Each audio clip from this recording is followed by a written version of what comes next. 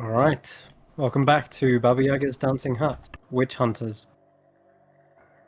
So, last session, the party had met with a new member of the crew, a young gnome wizard by the name of Tyro, and he seems to be well acquainted with the hut already. Perhaps he's been a guest here longer than you have, but it seems like you had much to discuss, also concerning what they knew about prophecies, as Dyer was continuing their research on any information they could find about prophecies in the library, the Grand Library. You also signed up for a few library cards, and one of you took out a book on the Kingdom of Gadia, as well as the City of Brass. And I believe, Grizz, you took out some sort of book on dreams, if I recall. It was like, what do your dreams mean, effectively? And there's lots of pictures and stuff. And hopefully someone will be able to read it to you in full come later. But, and Dai, did you take out a book? No, I got a card, but I didn't take out a book. That's right. Okay, gotcha. I'm saving it for later. No worries. You also noticed something strange about the card. There's lots of tiny writing disguised as perhaps a pattern within the card itself. The small print, effectively.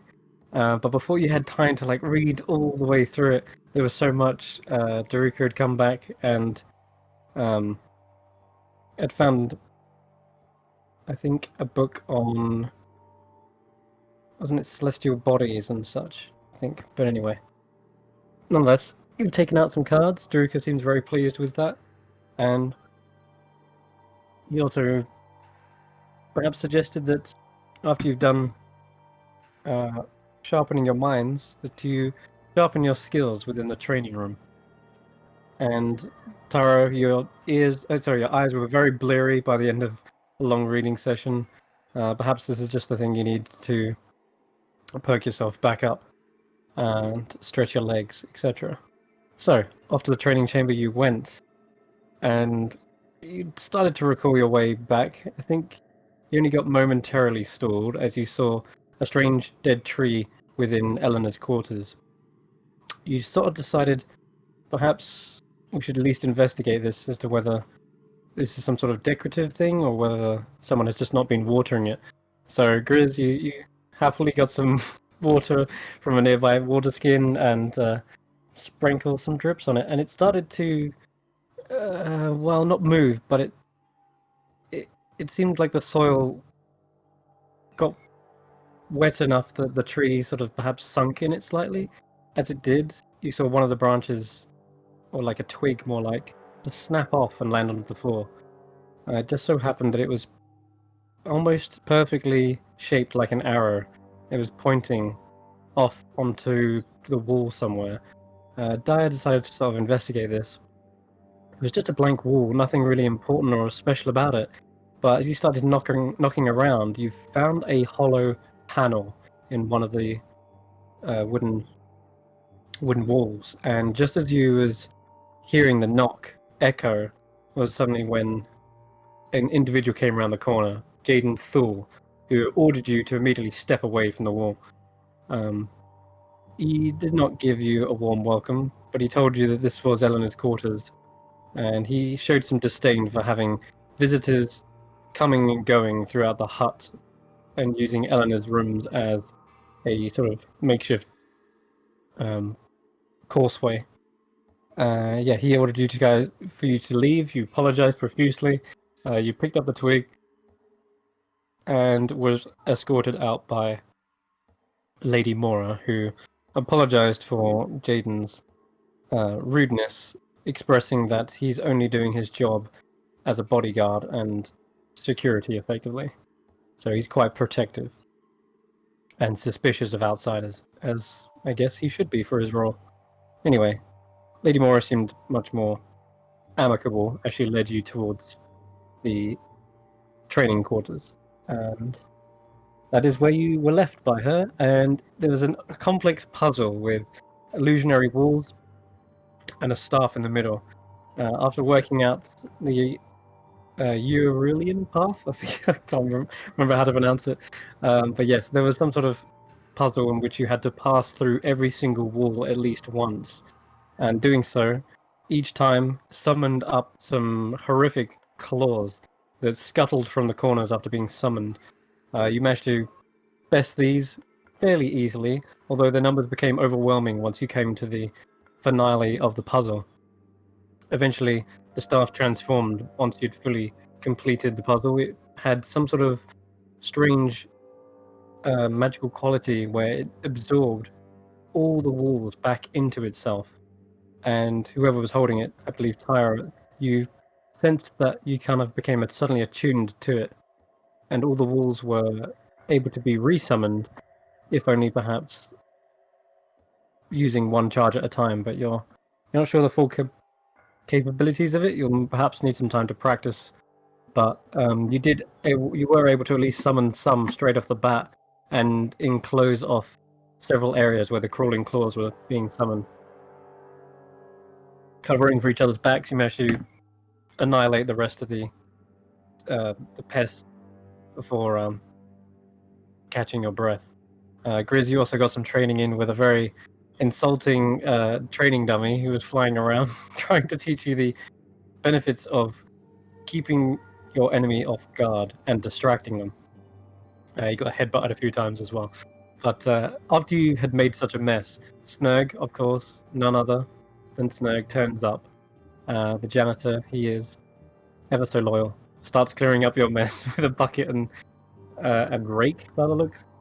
He had to go get some gardening tools from a nearby room. And as he came back from said garden, there were a trio of red-dressed goblinoid creatures. You're not quite sure, although they speak in Sylvan tongue and wear heavy iron boots. You're not sure as to what the nature of these creatures are. You asked Snurg, he said that they tend to the mushroom gardens, and you were like, what kind of mushrooms? And he pointed back at them and said, those kind of mushrooms, stating that they are mushrooms. You're not too sure.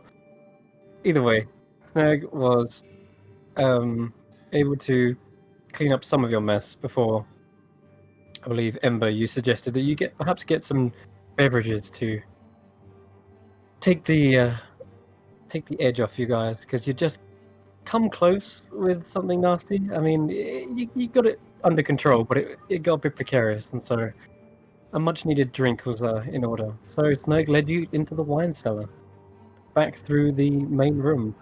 As you met a small bunny in a cage, who seemed cute enough, but I believe, Tyra, using your speech with small beasts, you were able to determine that he was incredibly hungry and spoke in a sort of like Cockney-like accent, was asking for some of the meat that was on the table, which is most peculiar for a bunny rabbit.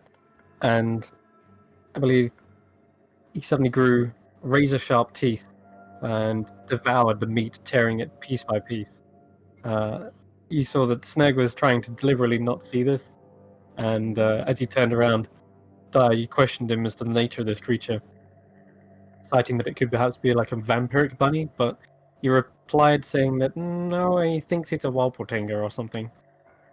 But nonetheless, you finally made it to the wine cellar and had a fine beverage by the name of Steinhammer, the 12th best alcohol in the multiverse. And that is where we left off. I'll drag you guys there. Man, recaps longer and longer. Where is the wine cellar? Gotta be around here somewhere. Nope, not that one. This one? There we go. Cool.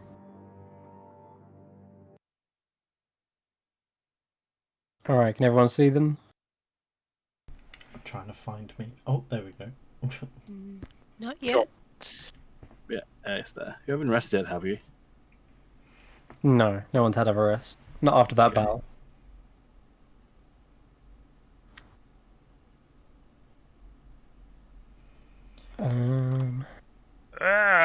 This really good wine. Better than anything in Gaidia, man. We can't make a wine like this. We don't have the right berries. This is wow, really good. Wow.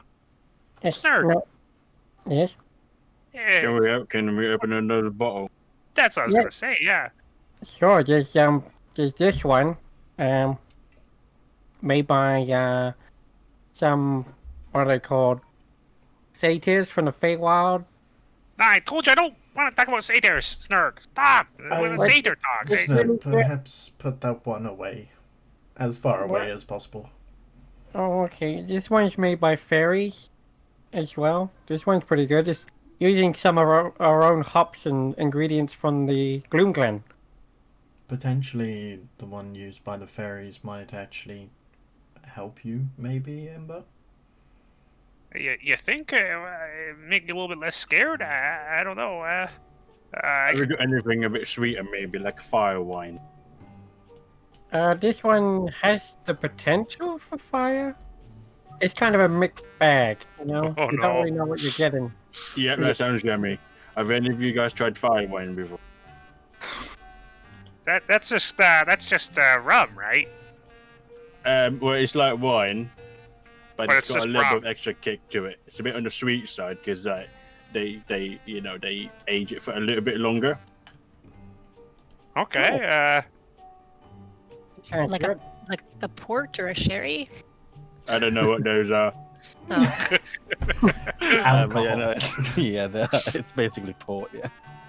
Tyro feels validated about his previous impressions of Daya as a person of culture. Oh, Somebody who knows their wines. Used to Dia's roll gonna green. ask for some fruit brandy. The one that the fairies make, as fruity as it gets. Come on, here, take Well- a swig. I mean, speaking of fruits and berries, I think it's about time that we welcome Mr. Tyro properly to the party, because I think, I mean, first of all, obviously you're really smart, so you obviously fit in this particular group, and you've also proven yourself quite able in the art of the old combat. So, I would like to, on behalf of everybody, welcome you officially with this. And then Grizz is gonna hand Tyrell one of his berries. Oh, here we go. Alright. So what he hands you, as you look at it in your palm perhaps, or his, is a ripe purple berry. And at first you think it's purple, but then you kind of blink and it's suddenly magenta. And then you blink again and it's like a pinkish red, but you're not sure what color it is. Perhaps it's a color that human eyes can't even see, or gnomish for that matter. But it seems to be almost bursting with juice and ready to be munched on. It's a gusher. Basically, those- we found these after some adventures together. And for you to be adventuring us with a little bit more, this would be like, something that I think we could do. It's really tasty. After eating one, I felt smarter than I've ever. I had visions. I was able to see, think, and conceive things that seemed unfathomable. I like those berries. They're pretty cool. But yeah. I don't think Sorry. we actually had a bad. I can reaction use it like a garnish if you want. A garnish for what, Snurg? Like a toast. I thought you were toasting, so I poured you all a glass of the fairy wine. Oh, that's a good Here idea. you go. Yeah, here you go. And you. And you. And he hands out one by one. Each of you have got a small glass of the Gloomglen's finest. Very well. Cheers to Tyro, and welcome to this shit show. Ember downs his glass. Yes. Awesome. Cheers. Cheers, and let us Good hope you get time, credit. All right, Tyro, your one is garnished with a good one of these good berries, or at least that's what or whatever they're called. Oh, what are they called? They're Well, not I good mean, they are berries. good. M berries. That's right, M berries. Tara's gonna like raise his glass, but probably the tallest he can actually lift it is to any of your waist, so he'll use Mage Hand to kind of get it up the rest of the way and clink it with everyone else. Blink. Excellent. Perfect. Snug also takes a glass. He's like, yeah, and takes a swig, takes a swig as well. All right, let's start with, I guess, Grizz, as you're the one making the toast. You can roll me a D20 this time. Oh shit, Not this a is the D100. fairy wine. Oh This boy, is. here we go. Oh no. And tell me the result as well, because I'll be out tab then. It'll be 4. 4. Okay, roll a D6. Oh no. I hate it when it's like this. Yeah. Oh god. All right. So as You'll you're be blind for 5 days.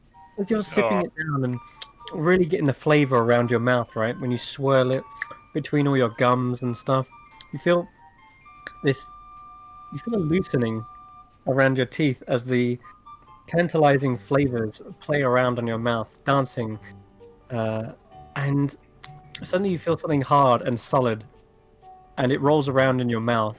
What? And as you're playing with it with your tongue, it feels sharp on one end, and then suddenly again another one and another until you're feeling like you've got gravel in your mouth or something. What do you do? Oh. Oh god. Feels like little stones. It's nice, isn't it? As you see Grizz open his mouth to speak, you see he's missing at least 5 teeth from his mouth. Oh god. What will happen? Chris, what happened to you? How? Your teeth are falling out, Chris. I'm just frantically looking around at everyone else as we've Tanner, all help taken a him! sip. I'm not prepared for this. Okay, I don't really have anything that can grow teeth back. Tyro, help him! What's happening here? Tara's got his notebook out and saying, "Describe exactly what you're feeling right now, Grizz." So what? We'll So have is to ready. Grizz missing all of his teeth? Yeah, I guess so. Oh god. Well, at least five of them. So unless five. Grizz had 5. Yeah, maybe he only had 5. Tyro will Um, get out his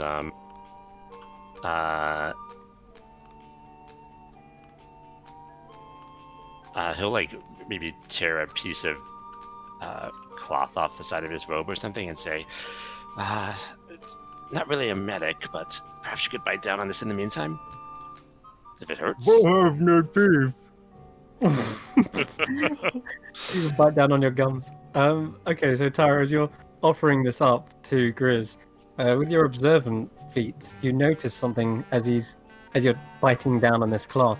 There are, in where his gums were, or where his teeth were, should I say, tiny little sharp spikes are protruding from his gums now, and you see them actually pierce into the cloth. But where those 5 teeth are gone, you can see there are slowly sharper ones being replaced, but they don't look like normal teeth. They're way too pointy and sharp, almost serrated, in fact, like a shark.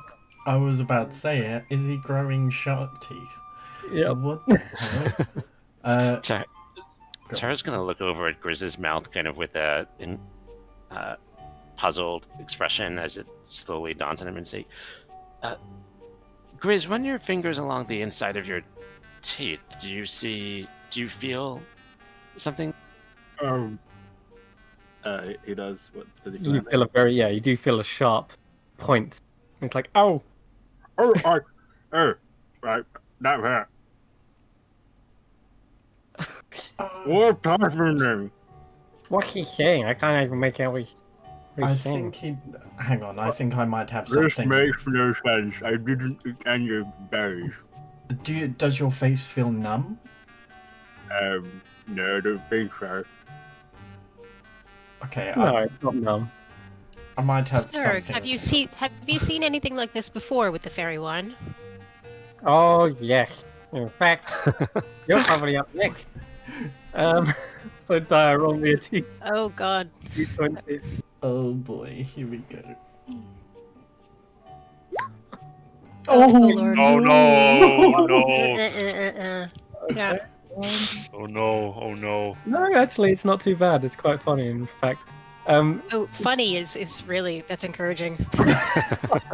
You're gonna love this. Okay, well, yeah, you can see yourself in the mirror, actually. I've had that one to me before as well. Uh-huh. It does go away after a while, but for now, well, he kind of looks around for like a mirror or something. I mean, I Tanner's actually have a armor mirror is- in my thief's tools. I'm gonna pull Oh. out my little Oh. hand You check your teeth first of all, worrying that something's happened there. Teeth are all in perfect alignment, nothing's changed. However, as you point the mirror to your own eyes, you see that the pupils have widened and stretched like a goat. Oh, Oh, It's freaky, right? like rectangular? Yep, rectangular that's- pupils. That's interesting. Yeah, you got a flag. Whose teeth is that now? No, not teeth, just eyes. Uh, But Dyer has now got goat's eyes. Can I see any Uh, differently? I don't think goats do see differently, but I don't think- know that. I don't know. No, nor do I. Yeah. I'll have to Okay, Google it. well, But nonetheless, kind of poke at my eyes a little bit. Well, I can live with that, I suppose. It's a little I think- weird. probably a little bit more fisheye. Let's say that much. Yeah. All right. A lot like my sir, eyes is it- after I went through the wall. Yours were like that before? Do you remember how long it lasted? Well, I wasn't sure. I didn't really see my own eyes, but just momentarily. But you told me that my eyes were square-like when I went through the walls of this place. Perhaps. That's right. Yes. My memory is strange in this place. It feels like it was weeks ago. Maybe you'll be able to see things that otherwise are unseen for us. Yeah, time sort of does that here. But don't worry. Look at my eyes. They're all back to normal. And he blinks with all 6 eyes. You do have beautiful eyes, Snurg. so I actually just looked it up. Apparently, a goat's eyes is more horizontal, and they have a 320-degree vision. Oh, Really badass. 20. So yeah, it is kind of like Advantage on perception. You cannot be jumped at all. yeah. You're like standing here, and you can see like the back of the stairs here and the side of the stairs. You can actually see downwards, like past Grizz, even though Yeah. you wouldn't normally be able to. That's Has bad. Alright. Grizz's teeth grown enough now that he can actually speak normal? Yes, I would say they slowly pushed out. I could just imagine Grizz is eating his previous teeth. Yeah, what did you do with those? Did you like spit or swallow? Oh, no. Oh man. Wow. Oh wait, did they just fall? I thought they just disappeared. No, they They- fell out. That's they what fell they out. Oh, shit, you would have spat out. Oh, what?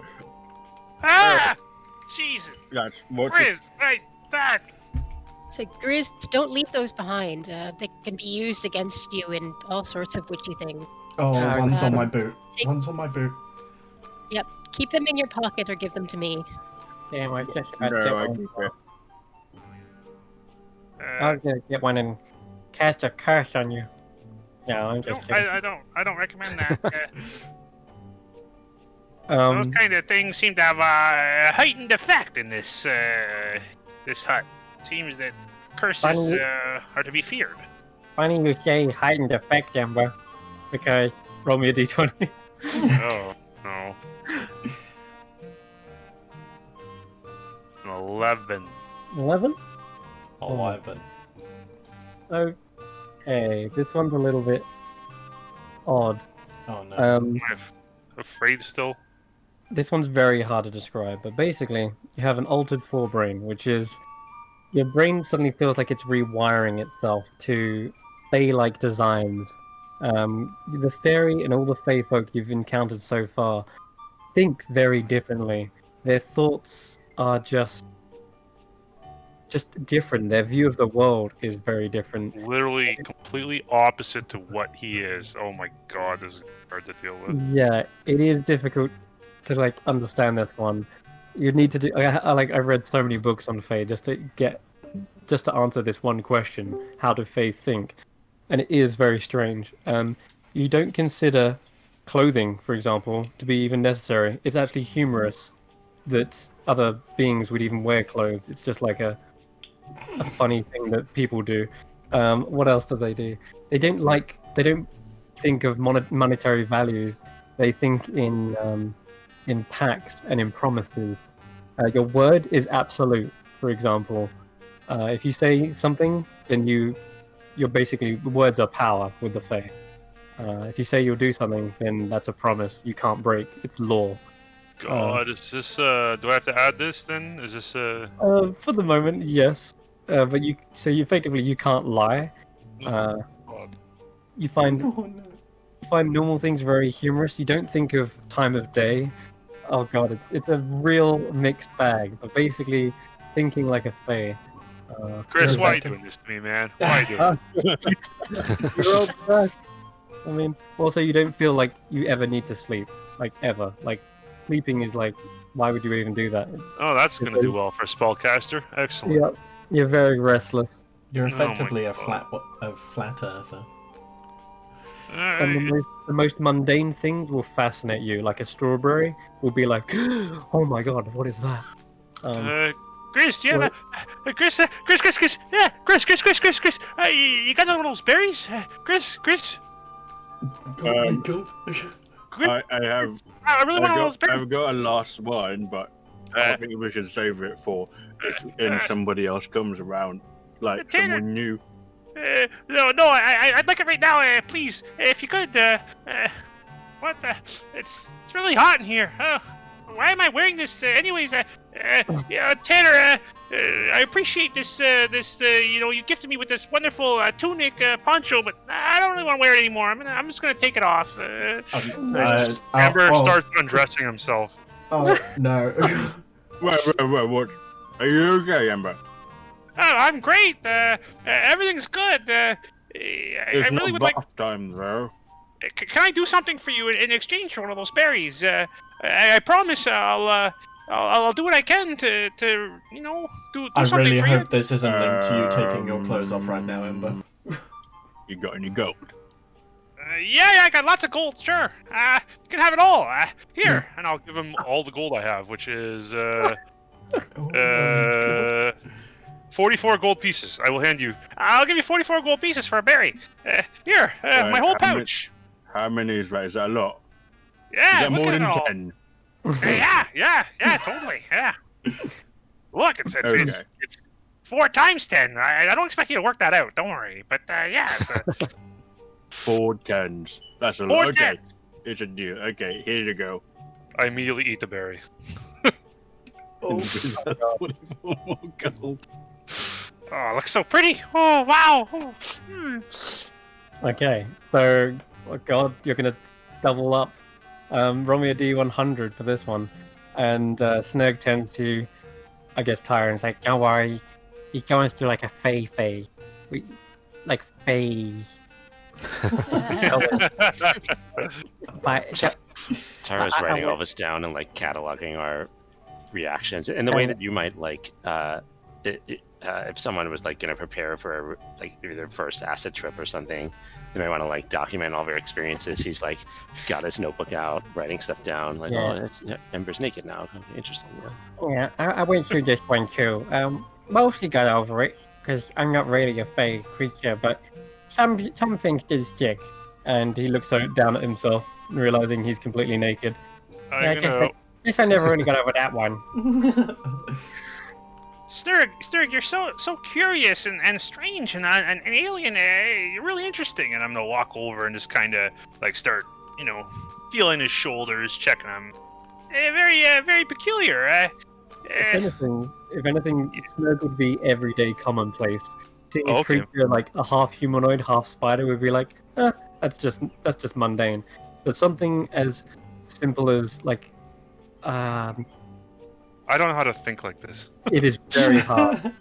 But basically, in a nutshell, logical things don't make sense to the Fae, and magical things are commonplace. So anything that's magical is just like, yeah, it's whatever. Okay. But like an owl hooting might be like the most crazy thing you've ever heard, or something like that. Like, oh, in your ear. But yeah, like brushing your teeth or something. Just even anything simple and logic would make no sense. Anyway, you can roll. What did you get? 27. Okay. All right. This one, you're stacking them on. Yeah, I wouldn't do that if I were you. Sometimes they heighten magical qualities, so you're like, whatever you get next might be like triple what it was. That happened to me once. Okay, 27. Oh my god, are you kidding me? Oh my god, you really want all of them, don't you? Oh no. Okay, as soon as you drink, but eat this berry, okay? You look around you at these unfamiliar faces. You look around you at this unfamiliar place.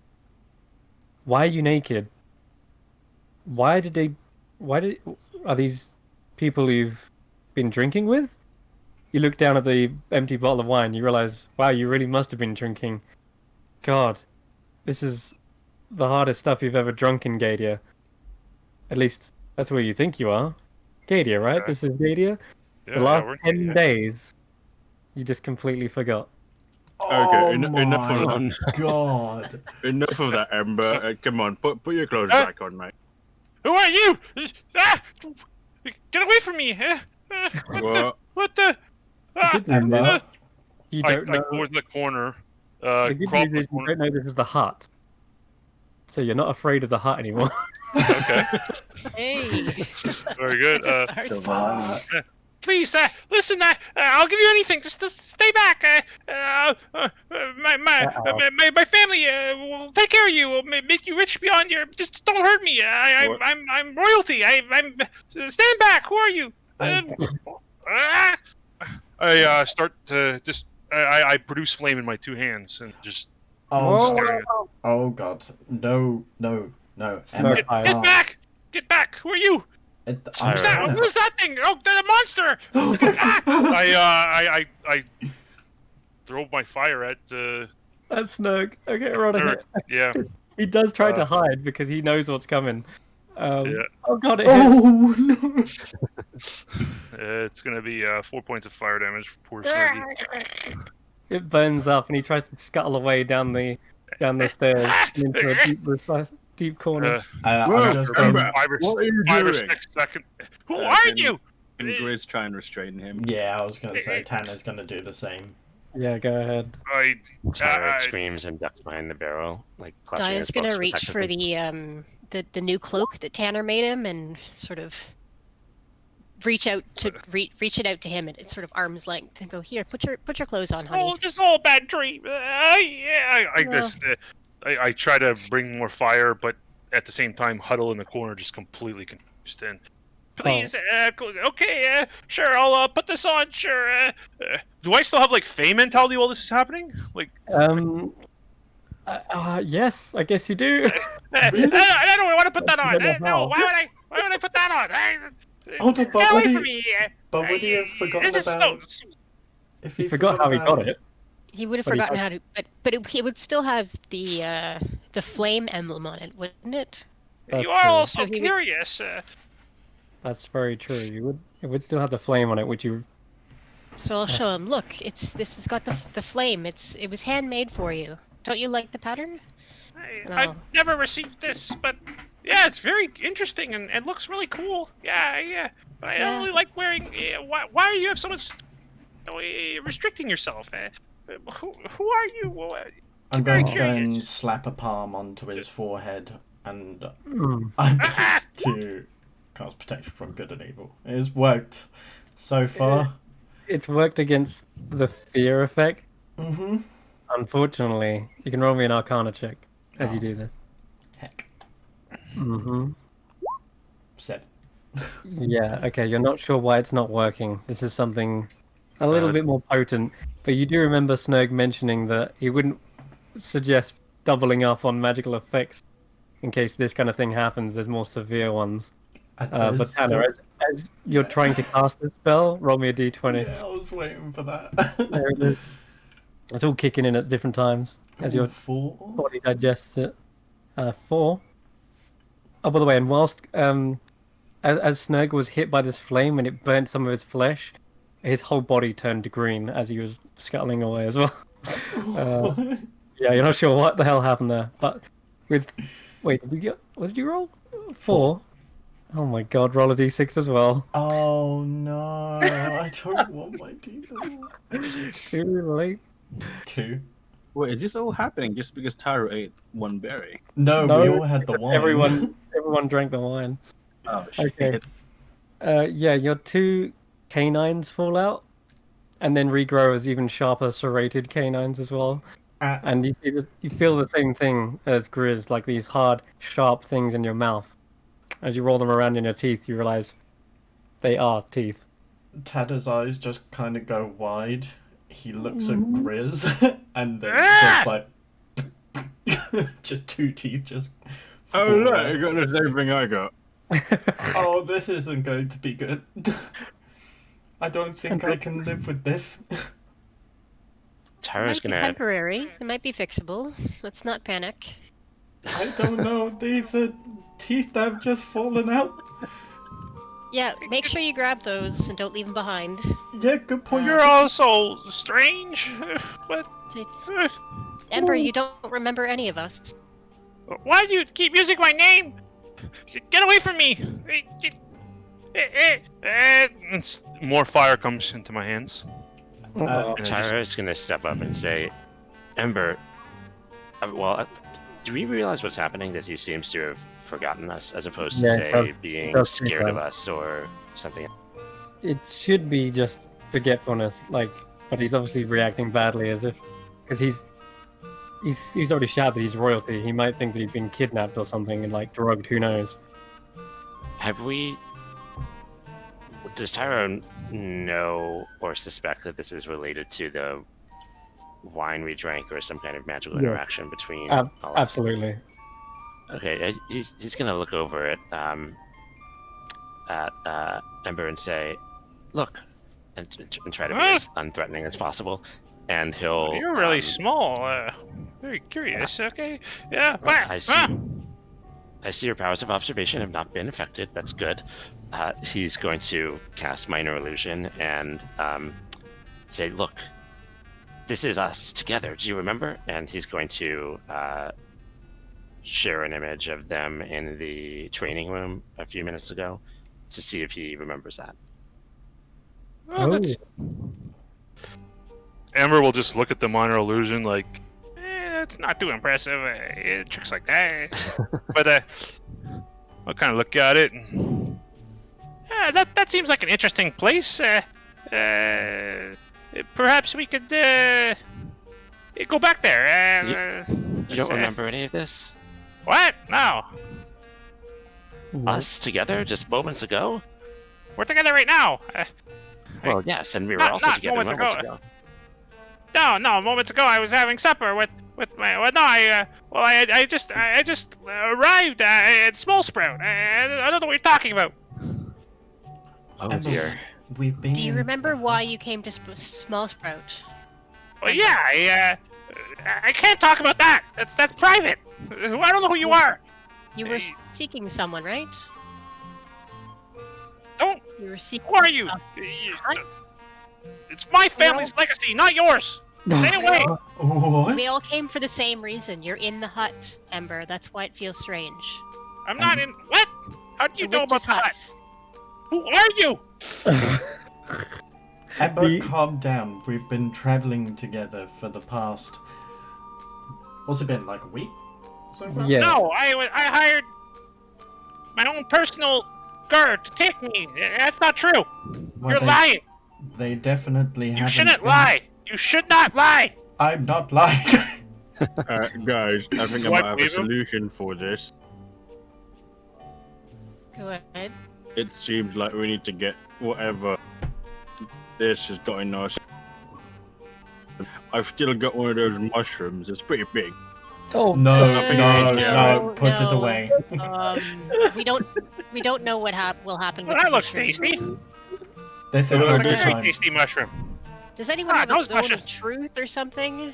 Those Alright. mushrooms are fine. You should eat those. They look really good. as Tara, you think about your spells, and maybe if you have anything for this, and as trying to determine, I think you're last but not least, aren't you? You need to roll a d20. Yeah. Perhaps gnomes have a good constitution, and it's not quite hit your system yet. 14. All right. That's not checking bad. the right one.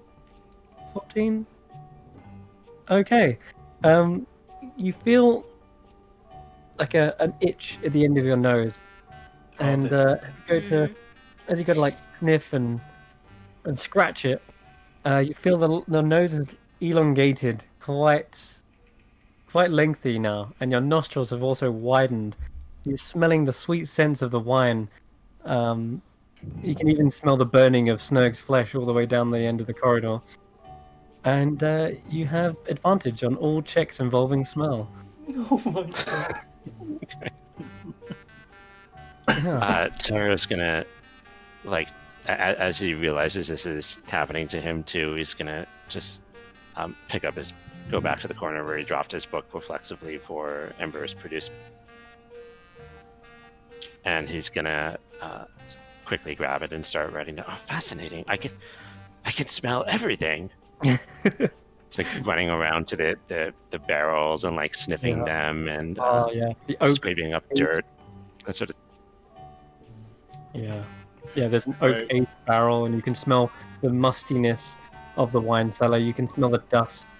You can even smell that there's something actually. Actually, you can go ahead and roll this straight away because there is some odd smells down here. I'd like you to roll a perception check with advantage. That's just Grizz. Yeah, maybe. Well, wait, what am I rolling? Perception check with advantage. Oh, okay. And with your observant feat, this might be through the roof. 20, yeah, that's pretty good. Okay. You can smell some strange sort of chemical coming from this side of the wine cellar. At first, you think it smells like a spillage, like someone has spilled a bottle of wine or something. But it seems like it's sort of maybe like wine, but something else. It smells familiar to wine, but it's more chemical-like. And you said it smells like spinach? No, not spinach. It's a spillage.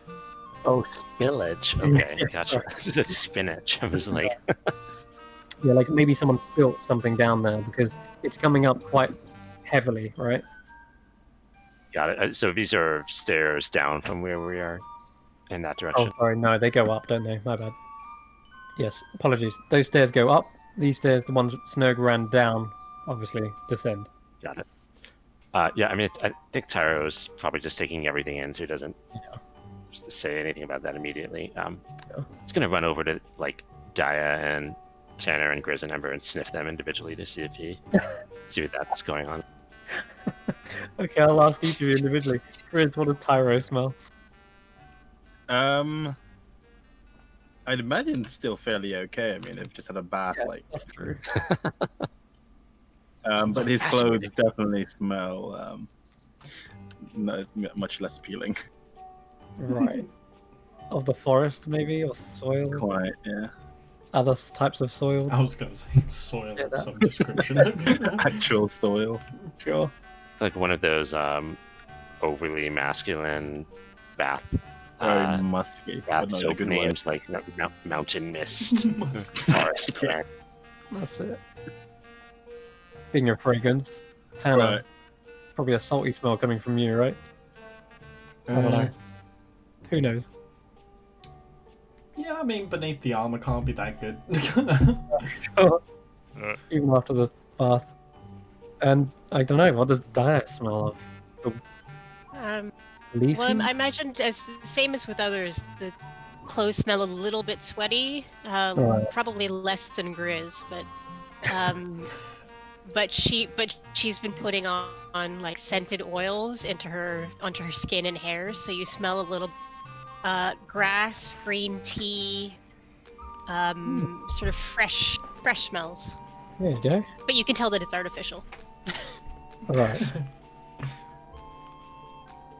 And then finally, Ember. What does Ember smell of? If you can get close enough. Yeah, no, he can. Ember, as he gets close to me, I start sniffing him back, of course. As you know, curious, and this is the one creature that's not unusual in this room, so it seems to be the way of doing business. I would smell just kind of faintly of sulfur and a little bit of a campfire smell, like a burning wood kind of. Otherwise, nothing really interesting. But I smell. Of course, I sniff him back as he's sniffing me. Oh yeah, that's customary. The In only fact, reasonable thing to do. what Tyro has got is Fey smell. It's like a Fey scent. So yeah, what does Tyro smell of? I guess. So, Not a question I've considered to date. it isn't. I guess you probably smell like just a lot of different smells coming out of his like spell components and Yes. all sorts of little bits and pieces of like maybe some bat guano here and some like herbs there and that sort of thing. But I think maybe what you mostly smell is probably the like overwhelming, slightly acrid, maybe even verging on metallic of ink and paper and bindings and Yeah. you probably this is I think, pretty clear. This is someone who's like spends a lot of time reading books and writing in them and Yeah. jotting things down, stuff like that. As I lean in to sniff him and indulge in all those beautiful things, I whisper in his ear, "Keep them away. I don't think they are supposed to be in our home. I don't think they belong here." Tara's gonna look at Ember and say, I can see why this is very troubling for you right now, but I want you to look into my eyes, and I haven't been with this group very long, but I have been here long enough to know that you have traveled for quite some time together, and what Dio was saying to you was the truth.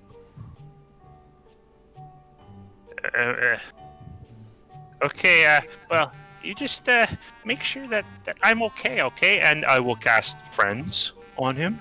Okay. And I think you got. Yeah. No. Yeah. No, and say, you just make sure that I'm okay, and that I'll make sure you're okay. I give you my word. Let's just be friends, and make sure that these three they don't hurt us. Yeah, Tara will say, sort of snap to attention slightly and say, "Of course, I would never let any harm befall you." Brilliant. Hey, Snug, are you okay? He helped me. Burning. Goes to look over the Snug. He seems to pull back, very timid and shy. Oh no, alright, you're okay at least. So I think that wine you gave us has gone off a bit. Yeah. I don't think the I'm gonna garnish. ask- yeah. I don't. Sorry, I don't think the garnish is just yet. You might want to roll a d100 for me, Tara. Forgot about that. Oh shit. A D100, you said? Yep. Berry days, berry days. What'd you get? Oh, That's pretty 92. good. Pretty high. What was that? 92. 92. Oh man, that's high. Oh, okay. Not only is your sense of smell increased, it seems your eyes have also now given you a new vision. Although nothing's actually visibly changed about them, for you see things in auras, magical colors, and you can tell the aura of 1 second. Juice flame. What was it? What school of produce flame? Evocation, right? Evocation, I'd assume. Yeah, I think it is. So yeah, you still see a latent aura of evocation around where Ember cast that spell. You can also see the poncho seems to have some sort of magic about it as well. The hell, how do you? And you can see all the other magical items glowing brightly in different colors. You have detect magic on right now. Conjuration, sorry. Okay, cool. Tyro, can you smell any other wines that seem Oh, dear, the wine. magical? Anything else that smells like it shouldn't, like you wouldn't expect? Yeah. I think as Dai is saying this, he's feeling the vision sort of change, and he's going to. Does this like actually? Since I've had detect magic on before, is this exactly Yeah. mimicking how that works, Yeah, or is this? absolutely. Mimicking. So this is not like a surprise to me. It's just like, oh, weird. I didn't cast it, but I seem to be having the same version of that. Right. Except Okay. that your spell specifically, it's like you're seeing the weave of magic effectively. And there's something else you notice as you do start to look around the room.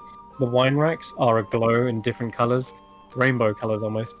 And the walls seem to have this strange kind of glow or pulse to them.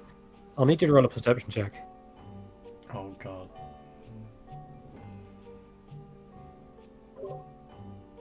Oh, that's good. Okay. As you're focusing in, because it's so blindingly bright, your eyes are sort of adjusting to this glare. But there is a sort of flow to the magic in this place. It's going somewhere, or perhaps it's coming from somewhere. Either way, it reminds you of like water, the way it kind of fits into a vessel and flows through it. And you can see that as it seems to come through the stairs, it speeds up and it comes into this space, and as it's going and swirling around the walls, it finally reaches that door and this staircase, and then trickles down it as well. And as it goes, it pulses as well. Like there's almost like a heartbeat to it, perhaps. And it's mesmerizing, hypnotizing. You're seeing the huts like flow of magic for the first time, I guess. So as Dai is asking him that, he's just going to sort of stare blankly, like 1,000-yard stare through her, and just like dreamily look up at the ceiling and the walls, and like suddenly get down on all fours as he's like watching what's happening. Ah, fascinating! And he's gonna pull out his notebook again and trying to remember everything that's happening in the last span of a minute or so, and write all this down and diagram what he's seeing. Okay, you try to draw the diagram, and you end up sort of what looks to be drawing out like a cycle, maybe recycled magic, because you're looking at some of the colors and some of the patterns, and they seem to repeat as they go down the stairs. They reappear at the top of the stairs, the other side, and flow back down again. So as Tyro is saying this, or as Tyro is seeing this, rather, he's like trying to narrate his train of thought and say, the magic in this place, it's coming from everywhere, but it's also going everywhere. It's incredible how this place is wired together. It's fascinating, and he's gonna kind of like try to shake his head because the smells are also like kind of overwhelming him at the same time. Like he's seeing and smelling everything. It's very distracting. Yeah, the wine cellar is a little bit weird and kooky. I get lost down here too. You hear a call from the bottom of the stairs. Is he still gonna burn me if I come up there? I'm sorry, my little friend. I just I got really confused there. I just wanted to see. I was kind of curious too to see what would happen if I just put some fire on your foot and check it out. Well, I'm very green now. Thanks for that. Tyro's gonna, I like the green. It's very pretty. Tyro's gonna come up closer. Are there any are there any bottles up here that might cure you of your burns? Do you know anything that would heal you? Ember's sorry, he really is. He was confused, but we don't want you to hurt if you don't have to. I can look for something down here.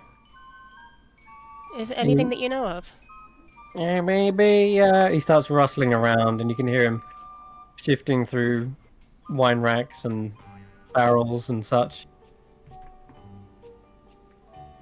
But Perhaps he we should he check seems on to get lost down there, and then you see him like perhaps going down further into another set of stairs. Maybe somewhere. One of these, maybe. Oh no, there's a lot. You just hear him keep going and going until his mumbling Okay. voice gets Huh. further and further away. I was sort of hoping he might lead us to a healing potion, but oh well. I was about to say I just noticed Grizz not looking amazing. So I'll quickly pop a spell for you. Oh yeah, Girth got messed up by those Yeah. claws. He's covered in scrapes, bruises. Looks like he was attacked by several angry cats. Or got into a fist fight Oh god, with the that was backseat. trash. Yeah. Thank you. It was something, I guess. And where you at now? 32.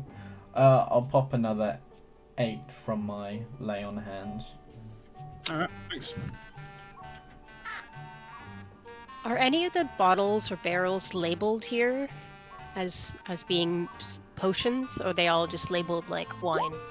Yeah, they are mostly different wines. You've seen the Steinhammer one. You've seen the Mhm. Gloomglen's finest. Yeah, they're mostly like different types of wine, but none of them are labeled as like potions and such.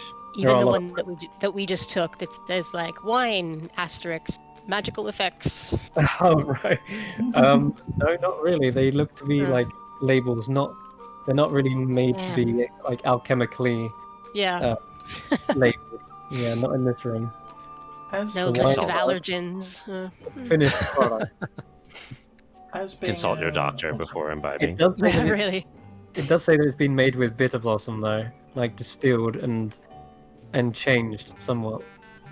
Bitter blossom. Do I know what that is? Yes, that's the fairy powder that you saw That's in the one of fairy the powder. ingredients. Yeah, Okay. We ran into fairies harvesting it. Remember? that's true. Oh, yeah. That's right. Oh, I didn't remember that's what it was. Yeah. Oh, Okay. Good thing I've got you here.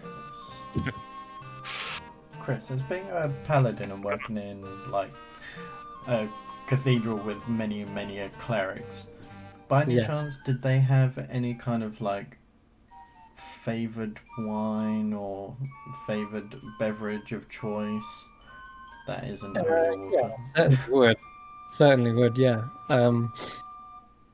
Probably Would I be a able to remember traditional brand? grape wine. Probably a Luxruna wine.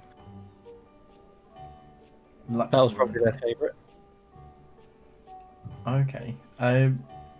Do I remember it having any kind of magical properties? No, not the ones they would drink. Luxruna was a very well-known farming village, but it's not known for any magic qualities. Just good produce and food. Damn. However, if I've heard of it and had it before, and I can imagine it was expensive, Mm. I might find a bottle of that. Just something to remind me of home. This rack seems to be like a small selection, and all of the ones that Tyra's looking at are very aglow with magic. And you could easily discover that there are no non-magical wines, at least in this section. But you can hear more bottles being rustled with downstairs, where Snog is. Okay. It sounds Uh, like he's got a lot down there. The door to the west is the one we came through. That's is that right. right? Yes. And the source of where the magic was flowing in this direction came from upstairs or Yeah. higher up. Yeah. Yeah, it comes down that staircase and then flows around down the stairs. And it does seem to siphon off slightly down this doorway. And it seems to like get more like a brighter, hotter color, like a fierce red as it flows through that door. Just kind of odd. But these ones, this pattern you're seeing here, is just a repeating, mesmerizing pattern that seems to be the same every time. But yeah, Can I try going down the stairs where Snurg is and seeing what's down here? all right. So, Dyer, you step down the stairs, and there is a slight feeling of nausea as you go down these stairs. Perhaps the wine's just hit your head, but you think nothing of it, and you do make it to the bottom, no problem. And as you step out and into this chamber, you look around, you see two massive barrels. They look like they might hold some sort of ale or something. You see small little buckets, stack of barrels in one corner, more sackcloth, and a door directly in front of you. Okay, and is anything labeled? There are more wine bottles labeled, yes, Mhm. there are. You want to have a little look? Yeah. Yeah, sure. Roll me an investigation check as you're looking through some of the areas down here. Just a sec. And from this angle, you can also see, even though you're staring at the wine rack, you can see where Snurg is down the other way. Oof, Okay. not great. 4. New vision is making it very hard to read things, as it's kind of all blurry and fish-eyed. But you're able to find a few labels. Nothing that seems like it depends what you're looking for, but whatever that is, you don't find it. Okay, well, fair enough. Yeah. Are there any papers or anything on the desk over here? Death. Lol. Or whatever this is? Oh, that's a pile of sackcloth. Oh, Bag. okay. Yeah. I guess there's some probably like grain in there, or what else? Maybe Okay. like hops or something, more like ingredients. Mm-hmm. To like spices perhaps as well. Tara, I see you edging for the stairs. And you do feel I was actually trying to I guess Ember moved. Sorry, I was trying to follow Ember since want to make sure no harm comes to him. But at the same time, I'm taking notes. Gotcha. Yeah, I just moved in kind of fear and confusion into the corner, just holding my card, and I really don't like the look of these two creatures. They look very, very odd. And I'm pretty happy that one of them's left the room. I'm curious to see, because obviously elves are Fey descendants. Okay, yeah. Because I'm a high Fey elf, so I should yeah. be like radiating. You don't radiate magic. Is that what Oh, you was no. want? No. So, like, maybe it's more of a softer tone than per se. I don't know, a human or dwarf, maybe. Are you asking if you give off magic, like physically? No, I'm saying that because Ember was saying that he doesn't like the look of myself and Oh, Grizz. Right, yeah. I'm an elf, Right. and elves are... Yeah, But you're okay, wearing all this weird heavy metal all over you, and it just that's very it's true. It's Fey do so not like awful. that. It's so scary. I Oh, don't know that's why a you'd good wear such terrible things. Very true. Like armor, metal, especially iron, is one of the most feared things of Fey. You're the most scary here, Tanner. Strange reversal of things. Yeah. I'm terrified of you right now. I will say though, that you are concentrating on protection from good and evil, which means you don't have like at least any magical fears from Tanner and Grizz. Maybe Wait, Ember, don't you remember me? What's happened to you? Get him! We're mates. Tyro kind of nudges in between Grizz and Ember. Hey, Hey, you better watch out for him. He's really strong. Cahoots kind of flaps over to the top of this barrel, slightly spreading his wings, bristling a little. This is no fun. Hey, wait. Hey, Snug. Yeah, Where do you go? I'm down here. Down here. he pokes his head around the corner of another set of stairs. So that wine, Yes, does it wear off soon? eventually. Not straight away, though. About the same time it takes for you to actually get over wine, I guess. Oh, okay. Go through your system. But some of that heavier stuff that he just had, with the memory wiping, that's gonna be... Oh, That's not so good. You Okay. could have warned us that I there tried would be to tell some, it was going to be some funky wine that you were going to give us. Oh, the wine's not a big deal. I just say don't put the berry with the wine, though. That was bad. Oh. Oh, I didn't realize you put in every single glass. There's a lot more bottles down here. Oh, well, yeah. That's a lot of wine. You see stacks and stacks of the stuff. You realize that it seems like Baba Yaga is quite the connoisseur when it comes to wines. Tyro, what do you think's over here? And Grizz, you see another set of stairs descending even further down into. What's down here? It's just more of the wine cellar. Uh-oh. Looks like... Oh, no. I spilled some... And Laura, you kind of climbing up the stairs.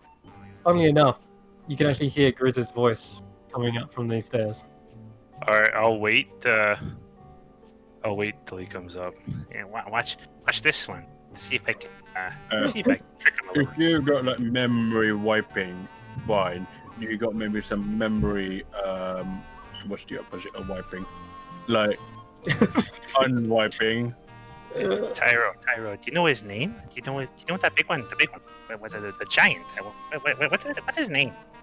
His name is Grizz, and he'll Tyra will cast minor illusion again to kind of like explain or video the summary of the interactions that they've had to date. So again, I've only been with you for a matter of hours at this point, but it seems like you all gotten along pretty fine until just now. Let's have some fun with the big one, why don't we? Yeah, we have a little bit of fun. Yeah, a little bit of fun. Yeah. And I will cast. First of all, I will cast friends again. Thinking of Grizz. I just have to think about him, and then I will walk up the stairs as I heard his voice. Hey, Grizz. How'd you get here? Yeah. I just want to, have a talk, and I just wanted to, suggest to you, and I will cast suggest. You remember me now? I just want to suggest to you, and then you see him. Since I don't have any sorcery points left, I can't do it quietly, but I will make some motions with my hands for about 2 or 3 seconds, and then What are you doing? I suggest that you drink 2 or 3 of those bottles of wine, and have a little bit of fun. Okay. You can make a saving throw on that one if you want. Yeah. Alright. Wisdom save. Oh boy. Cast level 5 fireball. Oh, he made it. How did you miss that? Dang. Oh, it's too bad. Why is it fun? Yeah. So you, What does the Grizz feel Ember specifically trying to invade his mind? I don't think so. It just, but you do notice that he's making like arcane motions, which you've seen him do before when he tries to cast a spell. Wait, because hey, Ember, stop that. What are you doing? Well, nothing. I'm just practicing. Well, actually, no, I can't lie. Oh, I was just trying to see if my magic would work on you. No. Why would you do that? Wait, what just magic? Have some fun. Oh well, just some magic. The magic where you just ask a question and hopefully you order people around. You tell them what to do. Hang on a second. Let me get this straight. Were you just trying to use magic to get me to drink 2 bottles of wine? No, I was just trying to tell you to drink 2 bottles of wine. I mean, you don't need to use magic, really. I mean, you just ask. Okay, why don't you drink 2 bottles of wine? But wait, what if you've got like that bad thing, like like I lost my teeth, Tanner lost his teeth. That's okay. It's interesting. You got big sharp Tyre's teeth got now, these right? weird eyes now. Well, I don't remember him losing his teeth, do I? Shit. No, you don't. Hey, you lost your teeth. Your teeth are fine. Look, you can see them right. Just put your hands on them. They're good. No, look, just like smile, like grin, just show these knives. Oh my god. Those are my teeth. Looks Look, fine to me. they're Sorry, too John. sharp. Uh-oh. Okay, one kind of- sec. Something just I'm kind happened. Satara, you explain what you just did, and then I'll explain something. I'm trying to continue to position myself between Ember and Grizz, Good. so Ember doesn't come to harm. Alright, so Grizz, when you experienced that magic, it wasn't like Ember was in your mind, but rather you felt a burning desire to suddenly pick up the nearest keg and drink it. but you were suddenly like shaking that off as if that wasn't your desire. Someone planted it in your mind, but that's how I'd imagine your charms working, like a hot passion, burning desire. Yeah, And that's fair. yeah, and Snurk's like, oh no, I made a mess. I don't remember leaving a mess down here. And you can see that there is a barrel that seems to be completely out of place. And Taro, as you step here, right here, there is a bit of a puddle that you step into. Looks like this barrel is leaking, and this might be the strange. Yes, it is. It's the wine smell, but it's got that chemical sort of like scent to it that you're picking up on. It's subtle, and it's almost like it's trying to smell like wine, but not quite. And as your owl lands on top of this here barrel, I'm afraid your owl suddenly starts sinking. What? Do I see this happening to Cahoots? Yes. Uh, And I'm afraid can- Cahoots suddenly looks down, isn't actually sinking, but rather melting away. And then suddenly tries to flap away from said barrel and realizes its feet are like now firmly melted and stuck into the barrel. Suddenly you Can see I dismiss him? you can try to, but he literally landed on top of it, which is like you suddenly see the corks where the holes were in the barrel suddenly shift around, so now there's two of them. The gap in the slats of the boards suddenly open up, and a Oh, huge no. gaping maw appears next Oh to no, you, no! Oh no! as well as right What next is to you, that? Tyro. The puddle that you're stepped in suddenly squelches around your boot and grabs a hold of it, and you What are the? suddenly gripped by this thing. And I need everyone to roll initiative.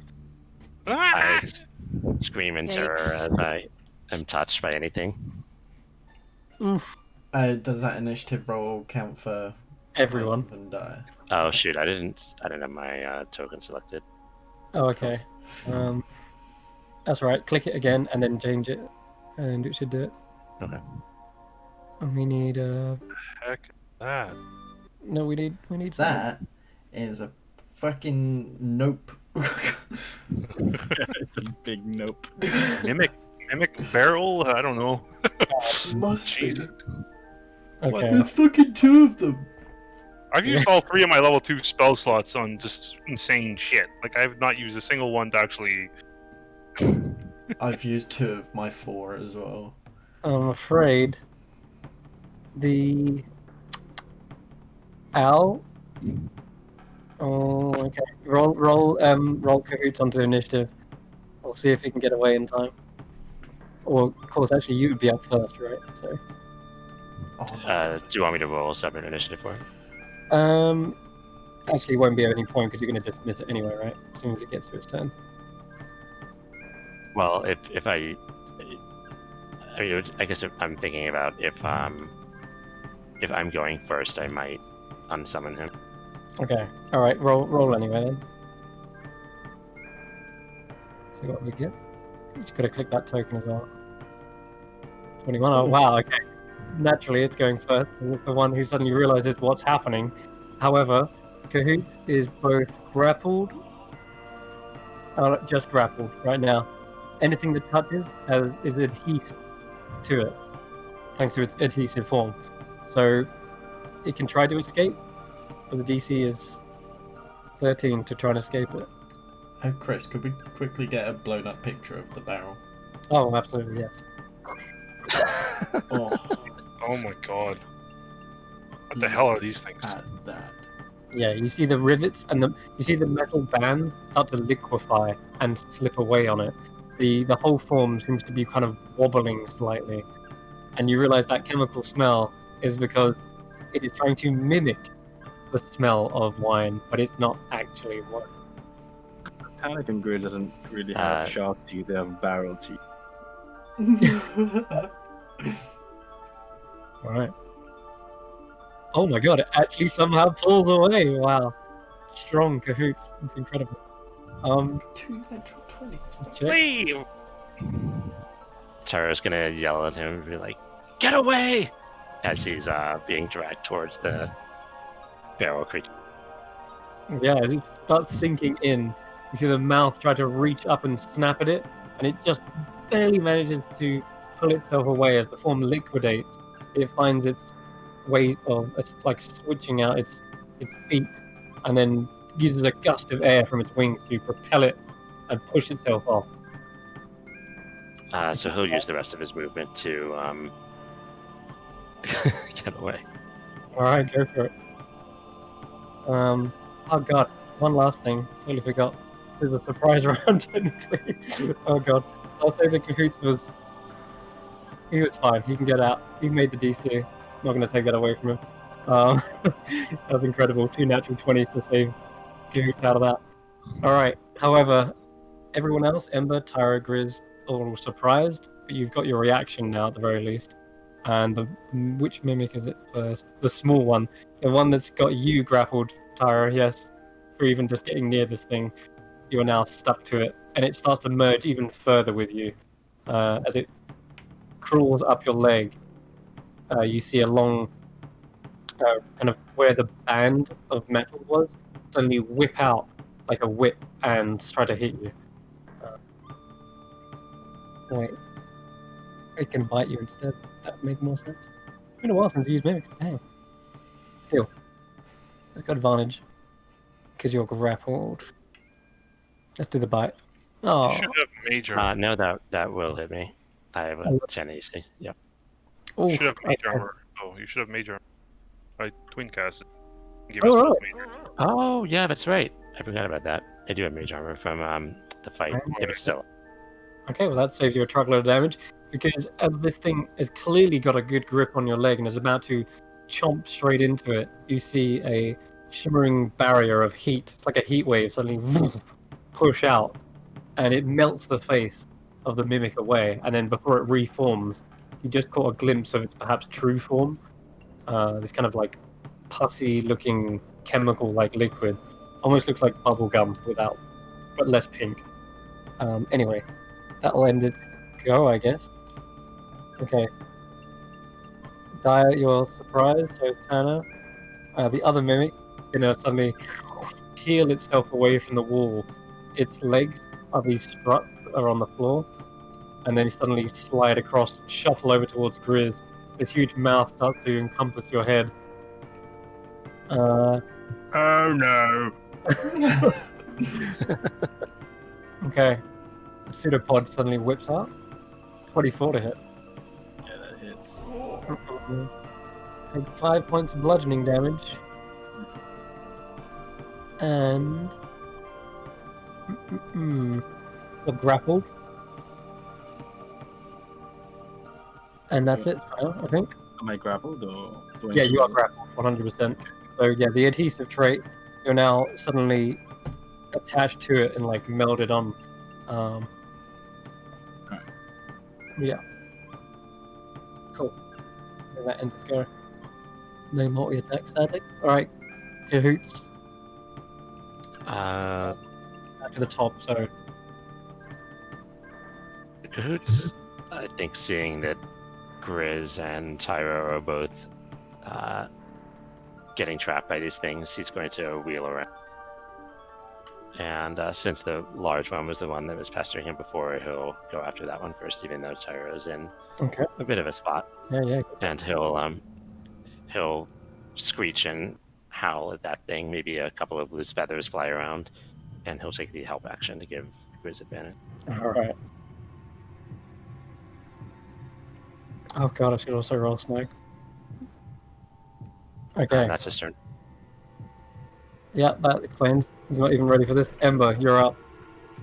Man, I don't know how to. Well, that's the. Wow, this is quite unusual. You creatures aren't supposed to be doing this. You're not being very nice. Not nice at all. Get off of him. And I will hit this one with a, I guess a firebolt. I will also use my Tides of Chaos.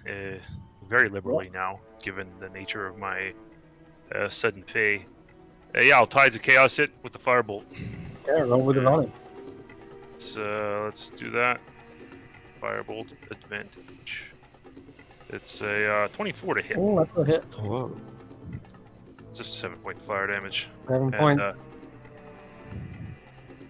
Yeah, and I'm primed now. Yeah. gotcha. Yeah, I'm put a little icon I need to remind myself. So Perfect, yeah, you start thank to see this thing boil and bubble as the fire sizzles its liquid-like form. And in complete confusion and fear, I'll move back 5, 10, 15, 20, 25, 30, right up to the top of the staircase, just looking down in complete bewilderment and wonderment, but also curiosity. Mhm. And kind of amusement as this large, funny barrel is eating this silly giant. Oh yeah, this would be hilarious to you. A fairy Yeah, would definitely. be in fits of laughter if this was Like a strange medley of emotions as fear and amusement kind of combine in some kind of chaos. Absolutely. Yeah, it's like laughing at yourself being scared, right? I don't know. Yeah, like Yeah. really like Perfect. watching a cheesy horror movie. Right, exactly. All right, Tyro, you are firmly glued to the ground with one foot. It's kind of gone all up your leg as well, not just your boot, but your whole like lower leg. But this thing has is it- been back. Is it like hurting me? Is it? It's about to. Yeah. Tyro's going to. I think probably the first thing he's going to do is scream. Ah! And then he's going to point up the stairs towards where Snurg is, and cast Misty Step. Ah, that was it. Yeah, instantly freeing you. You feel your leg suddenly pulled out of that glue-like substance and up 30 feet up the stairs. And Until suddenly, you. is it 30? Actually, no, it's probably closer to here. Yeah, go back there. There we go. Something you strangely notice as you teleport up to the top of the stairs here is that these stairs up here seem to go up as well. And you could have swore that Grizz went down the stairs and then down another set. And yet, your mind sort of like shakes it off for a moment. There's more important things. You've still got a action. Oh, that was a bonus action. Okay. Tyro is going to yell up/down the stairs around the corner to where he thinks Dia and Jenna are, and say, Grizz and Ember are being attacked by giant. And he'll pause here to sort of like consider the absurdity of the situation. Giant barrels? And then he's going to, seeing that Ember seemed to be effective at zapping this one with fire, he'll repeat that. So he will also firebolt the one that's attacking. Or sorry, Ember, is that the one you were shooting? Yeah, the one I was hurting my friend, of course, which is Okay. you. A normal creature in this whole piece. Hit. Fire. Damage? Just 4, not 8. Oh, alright. Start to twinkle and melt away where it was shaped in the form of your foot. It suddenly kind of like collapses and bubbles in on itself as it starts to look around to where you went. He's going to use the rest of his movement to skirt back a little. Skirt. Alright. Skid it. Chris, you're now the only one in this little chamber apart from Cahoots is like flying around. Right. Yeah, first of all, Grizz is gonna roar out, "Get off me!" and rage. Okay. And then he's gonna shove his axe down this barrel's throat until the blade finds something like to edge onto. And he's gonna yank it out recklessly and with Great Weapon Master. Okay. Oh no. Roll the hit. Get advantage. 16. That's a hit. That's gonna hurt. He'll take 23 points. Oh. Oh. Yeah, that's some damage. 23. You definitely rake out its insides, but where you're expecting to find like I don't know, ale or drink or something, you instead just pull out this kind of like rubbery sort of organ, and it sort of like bubbles and then pops on the end of the axe, and then pulls back inside like it was some sort of latex, I guess. This is disgusting. That's his turn. All right. It's an action to try and break out of a grapple, isn't it? Yeah, you're still grappled, unfortunately. Okay, Chris, you're taking the punishment, it looks like, because this mimic can't see where Tyro is anymore. He jumped up behind the set of stairs. So he's going to latch onto your other arm and try to numb on it. Actually, we'll use the pseudopod to whip out first. Oh, That is. Oh no. 5 points, halved to Round 3. 3, yeah. Yeah, we always round up. And you are grappled again, I guess. Double grapple. All right, end of Snuggle turn. party down here. Dire. Okay. He's looking very bad. I'm going to use my movement to run up the stairs here. Got 45 feet. Mm-hmm. Can I grab a bottle as like a free action on my way? Yes. Okay. And then I'm going to use my action to get the rest of the way down the stairs. Yep. And then as a bonus, spend a key point and do 2 blows with the bottle against the closest barrel thing. So I'm not sure if that would be unarmed strike or... It is. It's like a improvised weapon, effectively. Yeah, an improvised weapon. Yeah. So So I just roll Right. your dex, or if you use strength, you can use that as well. Okay. Yeah. Just click strength, I guess. Okay. Or what's your highest? Dex, right? Dex is higher than strength, yeah. So just roll dex. Okay. Yeah.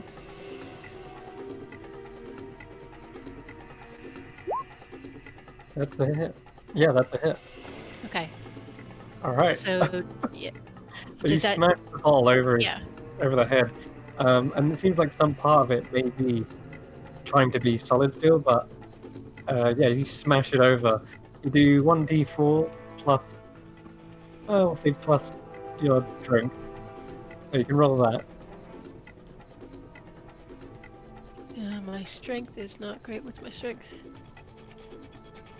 Kind of a dex weapon. Oh, Okay, can I use it as a dex instead? yeah, sure. I don't know. Uh, It's just whatever for now. Roll a d4, much like your unarmed strike, really. yeah, yep. Okay. Oof. 7 points of damage. Okay. Nice. It smashes over this thing's head, and with the bottle now open, wine pours all over its form and is absorbed into its adhesive form. Oh no. You can roll me a d20, Dar. Oh yeah. Yeah. Oh, oh yeah. See what it gets. Oh no. This hut is chaos. This hut is What? fucking chaos. What if it forgets the last 7 days? Is it then surprised? You're like, you see its form suddenly turn inside out on itself, and so now its front becomes its back, and its back becomes its front, and the What eyes the- staring back at you are the same as your own goat-like eyes. They are stretched and rectangular. Okay. Is it still sticky? Like, Yes, Is it- it's yes. still glued to Grizz. okay. Can I take my second attack then? Yeah, go ahead. Okay. Schmuck. 19 to hit, That is a hit. and so it's gonna be So the rules for improvised weapons. another 8 points of damage. Okay, jeez. Alright. You Wow. smash the end of it, and now you're just left with, I guess, the neck of the bottle.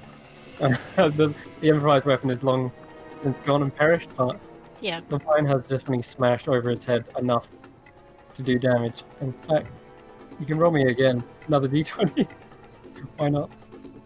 Just to see. 9. 9. It instantly disapparates. Frightfully fair. your skin and hair lightens until it is the color of fresh snow. Yeah, I don't think it's gonna do much for it. You suddenly see it grow long, lock its hair suddenly draped over either side of the barrel, and yeah, it's white, fresh Okay, snow that hair. was weird. Yeah. Okay, I'm gonna use the last of my movement to just go over to where the move away to where the bottles are, so I can get an attack, so I can get a weapon next time.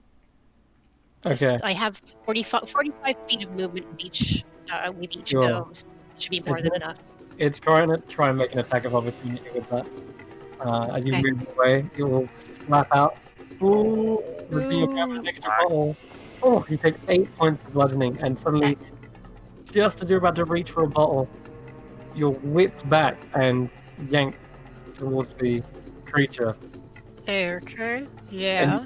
And it has now used its long Elsa-like hair to wrap around you and pull you back. Oh, gross. Yeah. All right. That's gonna end. So am I grappled? You are grappled now. Yeah. Grappled. Okay. Hannah. Okay, so I don't actually have a lot, so I'm just going to spend my action to dash, and with my full 60 movement, I just I dash in front of Ember, and I just put my shield up, seeing what's down below, and I just say, "Stay behind me, I'll protect you." No, you won't. Alright. Meanwhile, at the bottom of the round, the largest of the barrels tries to nom Gris. And he's got so with advantage. 19. This time, not only do you take the piercing damage of these sharp teeth digging into your arm and shoulder, you also start to feel your skin burning. Ow, ow, ow. Yeah, the liquid-like form of its innards dissolve your skin. But you only take half of the piercing, right? So 3 Everything, piercing, actually. 2 actions, which is all damage. You're totem barbarian there. Yeah. Cool. Everything except psychic, so that's down 4, isn't it? That's right, yeah. Cool, I forgot. Full damage. Nice. Alright, I'll end its go. Meanwhile, Snoke, he was right just before, but not much he can do. He's like, oh no, that's why I thought I left a mess. What did we have to all? With these things, and he looks around, kind of confused, and he suddenly pulls out a small string from his butt and then winds it around each of his knuckles and then brings it taut in between like a garrote and starts approaching. Yep. Sorry to interrupt, Chris. I did actually have a bonus action that I could do. Okay, go ahead. If I could. I want to cast Sanctuary on Dyer. Is it range? So... Yes.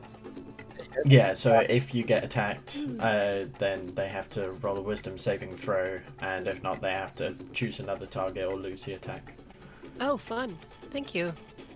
I was just thinking because you're at the bottom of the list, and I think Grizz is going to hit first. So Yeah. Yeah. and Grizz he's a is little gonna bit hit more first. tanky. He web slings down to the bottom, spitting at the end, and he suddenly wraps the string around the creature, tries to garrote him, and he realizes it does nothing because these things don't really breathe. And as he pulls the string around, you see it break halfway through, and he's just holding 2 ends of string. He's like, ow. Yeah, that didn't work. Whoops. Yeah, that didn't I'm work. gonna shout, good job, Slurk. Good try. But you better run away now. I can't. I'm stuck. And you see he's got a little bit glued on his feet. Whoops.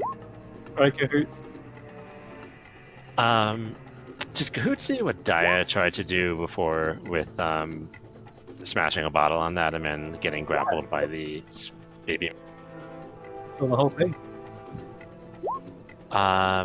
He's gonna fly over to.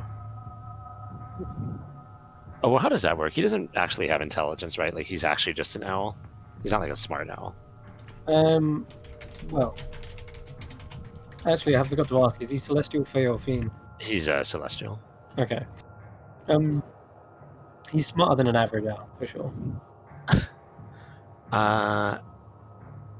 Like what's his actual intelligence? It's 2. Okay. Yeah, I don't think that's smart enough to understand. Okay. I think he's just gonna, seeing that his friends are still being attacked, he's gonna oh, something just happened where I lost roll 20. Your token went. Where's your token? Oh wait, no, your token's over there. I don't know. Sorry, I just killed that tab for some reason. Well, anyway, Cahoot's is gonna continue what he did last time, which is seeing that mimic now is grappling 2 of his friends. He's going to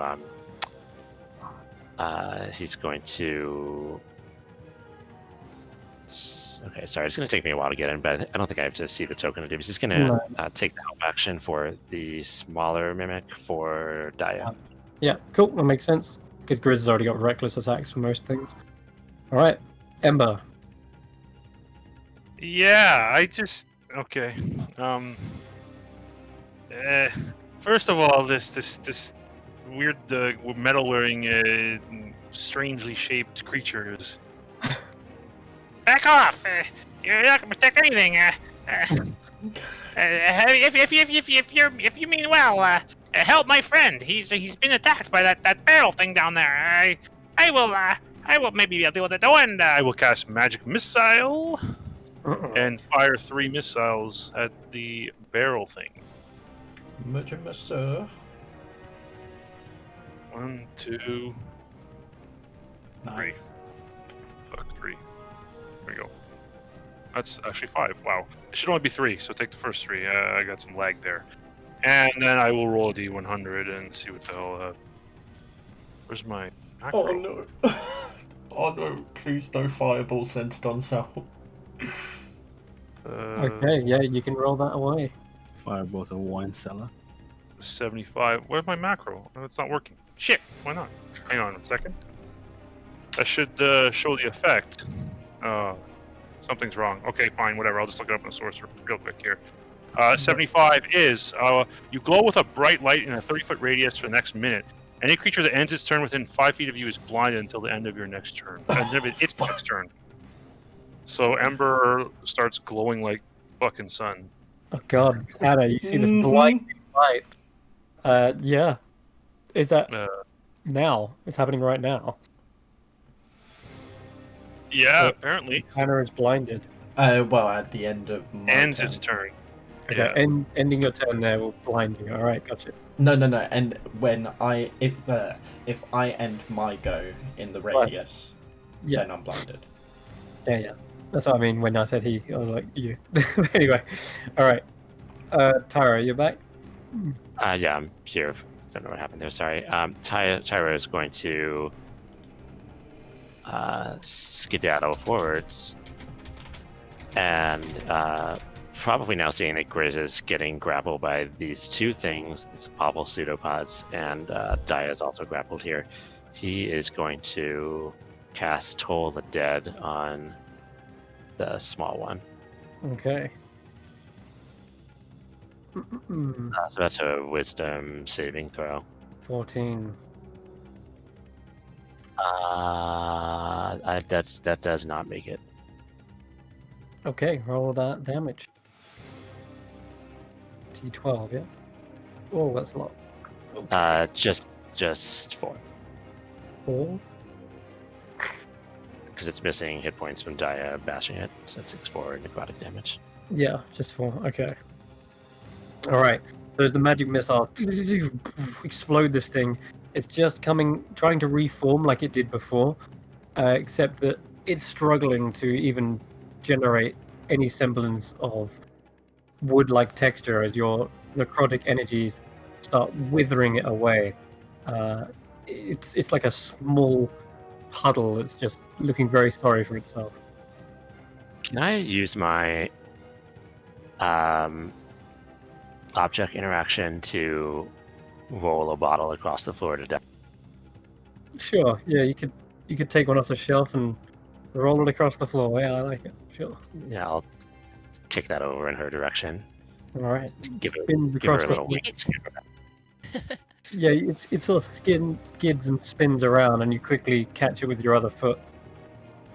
All right, Grizz. I think you're. Have we missed the other mimics go? Right. Although No. disgusting, it seems to be pretty effective. So Grizz will shove his axe down the barrel again, but then pull the other way this time. Oof. All right. Reckless Great Weapon Master. For Oh, Oh no! no. Oh God. So It's stuck. you've got a barrel on one arm, a barrel on the other arm, and you're just sort of like waving around like some sort of inflatable flailing arm tube man. Yeah, it's just not getting any swing on it. In fact, you probably just crack it around the head with this other barrel. That's him. Oh, sorry, man. All right, the mimic on Andrew. Let's see.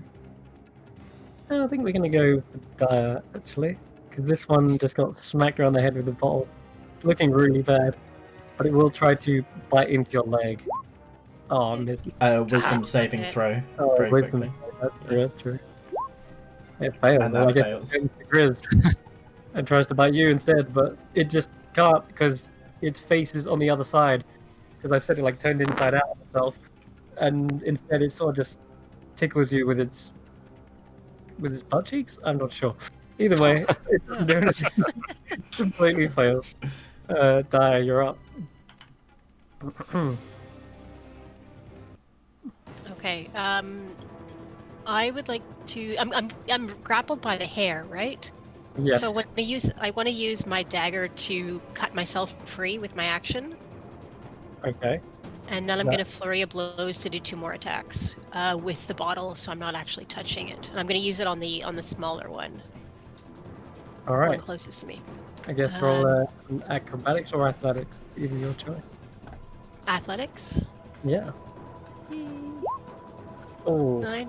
As you bring around the dagger and try to cut through it like it were hair, except that when you push into it, you realize it's like rubber, and your dagger instead just goes squelching into it. Oh, It has God. the exact texture of hair by the looks, and when you just push into it, it's a totally different form. And yeah, your knife is now like lodged inside. Embedded. Okay, Yeah. great. And if I wanted to swing at it with the bottle, am I doing a dexterity or a quarterstaff attack or an armed attack? So improvise. I get +7 to attacks. If you're just punching it, you get your proficiency. An improvised weapon is just going to be plus Just gonna be your dex, attack. okay. Yeah, with your dex. All right, so I'm gonna take 2 swings at it. 15 Oh, 15 is actually a hit. and 7. Shit. 7 misses. And you can roll another d4.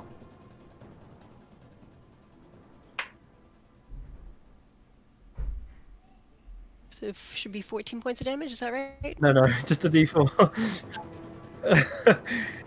If it was like if you lifted up like this huge barrel and threw it at someone, I'd say that would be 20 of damage. But yeah, all right, 9. However, believe it or not, with that exact amount of damage, describe to me how you managed to smash this thing off of you. I'm gonna hit it once, kind of in where I think the head is gonna be, with the base of the wine bottle. It's gonna crack, and with the jagged edge that I'm still holding, I'm gonna sort of stab it right in the face. All right.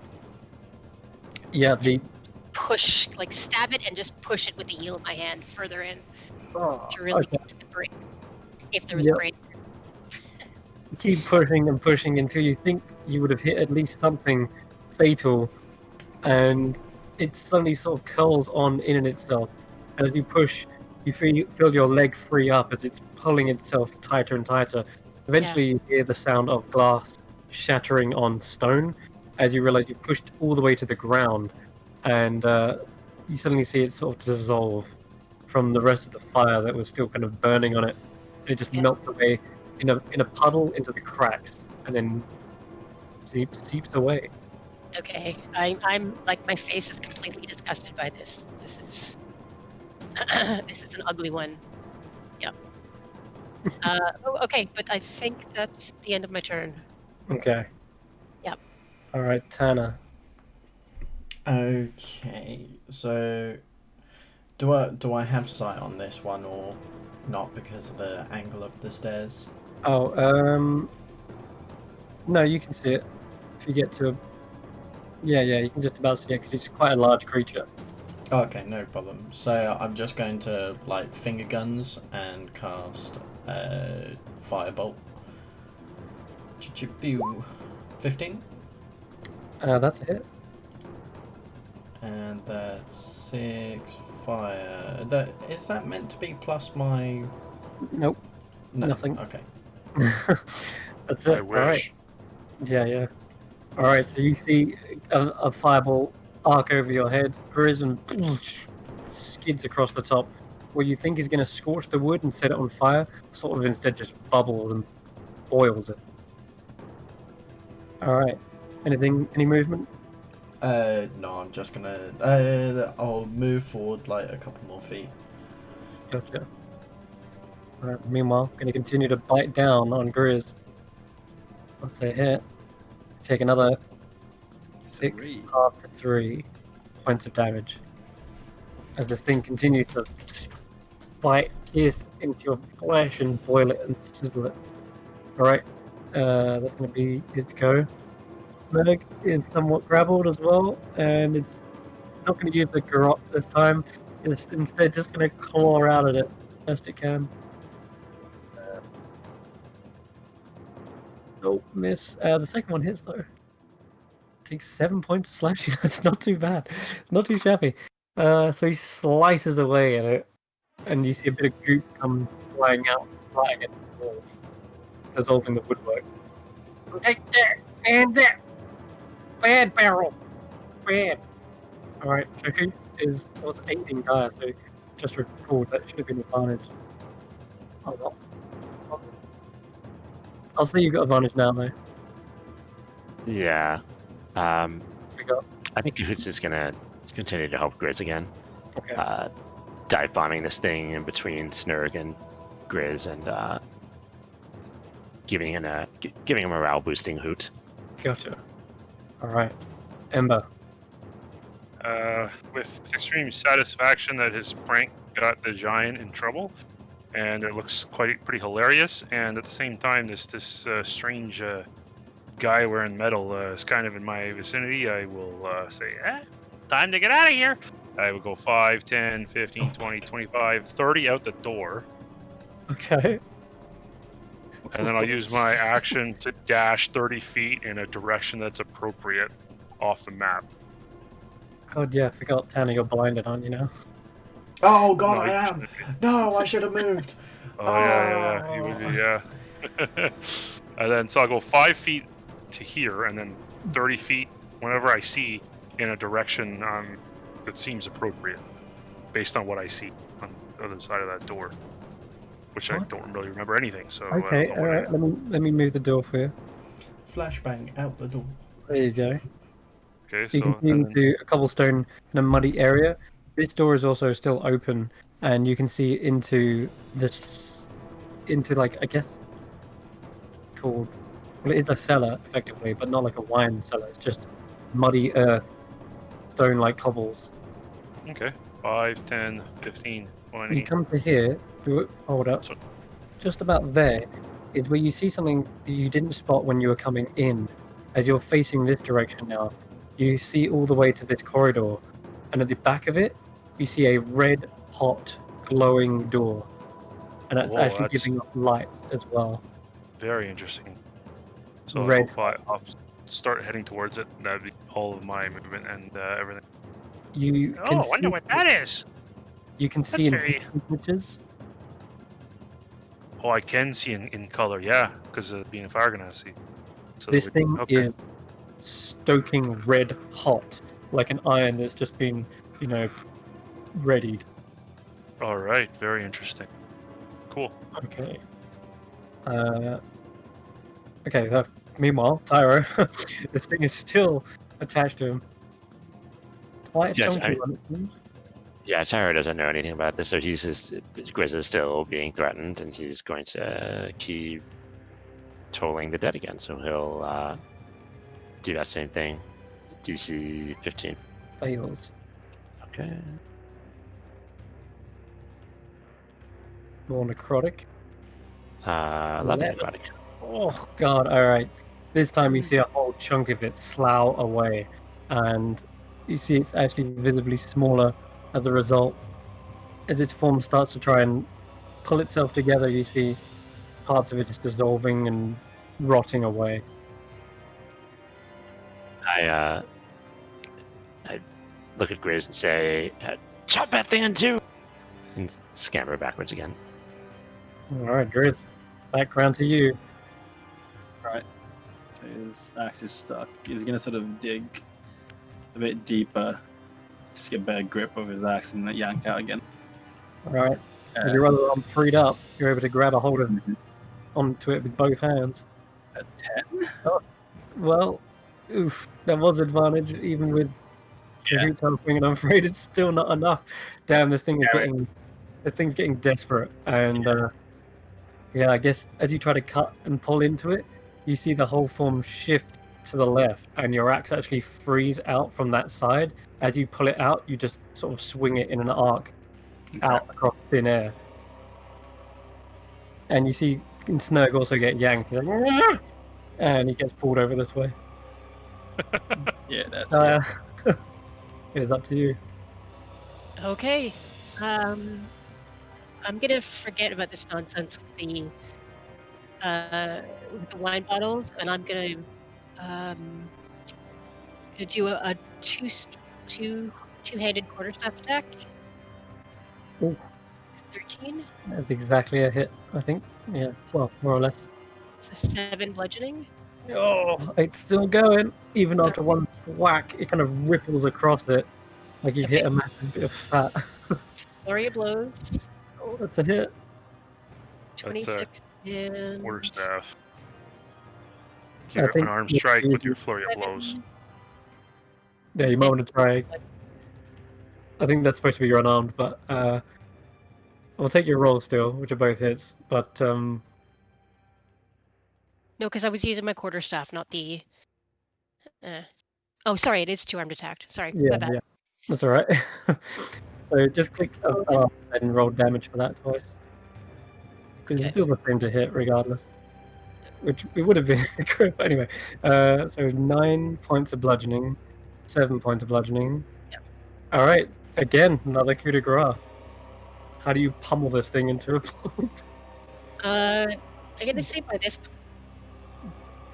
point I'm getting out, so I'm just gonna whack it a couple of times on the head, like as if I'm doing a whack-a-mole, like just passionate, unskilled, like just whacking as hard as I can. Going, Nice. ah! Oh god.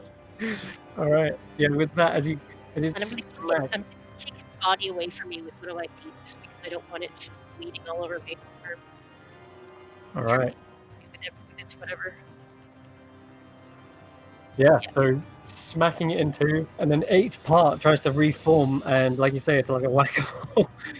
It's having trouble reforming thanks to the necrotic energies also running through it. Yeah, and then Chris probably joins in with his axe as well. You're both like whacking on it until eventually it slinks down to a small little blob, and then dissolves into the stonework. And that'll end combat right there. Phew. Excellent. First thing I'm gonna do is take one of the pieces of sackcloth, which I assume there's some in the room here somewhere, Yeah. and just wipe down my boots, my quarterstaff, kind of just get all the gunk off of it. Are you okay? I'm okay. Are you okay? I saw it hit you a little bit, but we're very brave to try. Yeah, I only got a bit stuck. Grace, your arm. You've lost several layers of skin. Yeah, it really hurts. Okay, let's see what we can get for that. I'll get some rubbing oils, rubbing alcohol even. He goes That sounds painful. You It all will of a be. sudden hear the clanging of armor as Tanner is bouncing down the stairs after tripping and falling, and is now on a mound on the floor. Oh god, yeah. I can't see a thing. What happened to you? Why can't you see? Did it get you? I turned around to check if Emma was behind me, and all of a sudden there was a bright light, and now I'm here. Uh-huh. Alright, I- that's not good. It's kind of like holding his arms out in front. It's like, where am I? I'll reach out and hold his hand and go kind of, I'm right here. Just stay put. Oh, God. As all that's happening, I'm completely lost interest in that whole barrel situation. That was so yesterday. And I'm now so very curious. This hot infrared door that I see. Oh yes, indeed. Are you planning on opening said door? I'll let the other party do whatever it is first. Okay. Alright. We'll go So- from there after. Tyro, has Tyro ever seen a mimic before? I don't know. I doubt he has, because you're only like a third level adventurer. Although they're quite low level, I don't know. Possible that you've probably heard of one though. Read about them. They're a scourge across all dungeons. Tyro's gonna take one of his vials and like scrape up the remaining sludge for further inspection, and just looking around to see if this correlated with any of the sort of like magical flows that he was looking at before. If that was the source of that, if there's a where that energy is coming from. Gotcha. Yeah, roll me an Arcana check. This is also going to be partly like if you know much about mimics, and it turns out you do. Oh yeah, okay. So, you know mimics to be the shape-shifting predators able to take on any form of inanimate objects, luring creatures to their doom in dungeons. They often take the form of doors and chests, but this one sounds like he got inventive and went and took the form of a barrel. Any thirsty visitors would then, of course, be severely punished by having their arm melted and bit away. The form does seem to be obviously magical in nature, but it doesn't seem to share that same pulse or like flow as the rest of the hut does. This thing obviously lives here, but it doesn't seem to be part of the hut. It is a separate creature. He just took the outward texture to resemble that wooden form, but it doesn't seem to have the same flow of magic. You might have been able to even notice that beforehand, but you was kind of stepping in the way, and before you had a chance to really notice it, that's when combat started. But yes, they are cunning hunters. Hang on a Is it second. apparent? Where'd Ember Sorry. go? Are you alright, Grizz? That was an unexpected situation. Yeah, a bit. Yeah. First hand, lots of scratches, now like acid and shit. Oh, nice. Yeah, I'd really like to. I don't know, my legs are still a bit sore from all those like lunges we did from the training room. I'd really like to rest, but what Ember go? Tanner kind of like sits up, rubs his eyes, and I'm sure the blindness has worn off at this point. Yeah, your eyes are Yeah, starting. only Oh. a second. Did he say he was going anywhere? He didn't say anything to me. I just turned around and he was gone. Meanwhile, Meanwhile, yeah. scene to Ember, who's edging closer and closer to this red hot iron door. You can feel the heat at this point as you're this close. It must be like a dragon's like breathed on it on the other side or something. You're not sure, but it's hot. It's been a while since you felt something, this intense of a heat. If I touch like the outside of the door, does it? Ooh, it stings a bit, but you're a naturally resistant to fire, yes? Yeah, the fire ganassi should. Then I won't make you roll anything. You are able to withstand the heat. But to anyone else with pale pink skin, they would most likely be burnt and scorched. I will attempt to open it. All right. As I'm Let's very, see. very.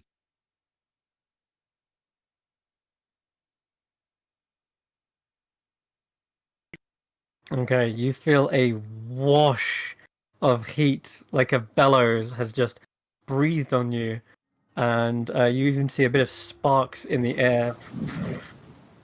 As it flows past you, you suddenly hear the hammering of forge work. You see Oh. metal flooring in front of you. You see down across a balcony, it seems to be a dwarf, like made of fire himself. And he seems to be kind of humming to himself as he's working and hammering away with each strike sort of in Oh, what tune a with his own humming.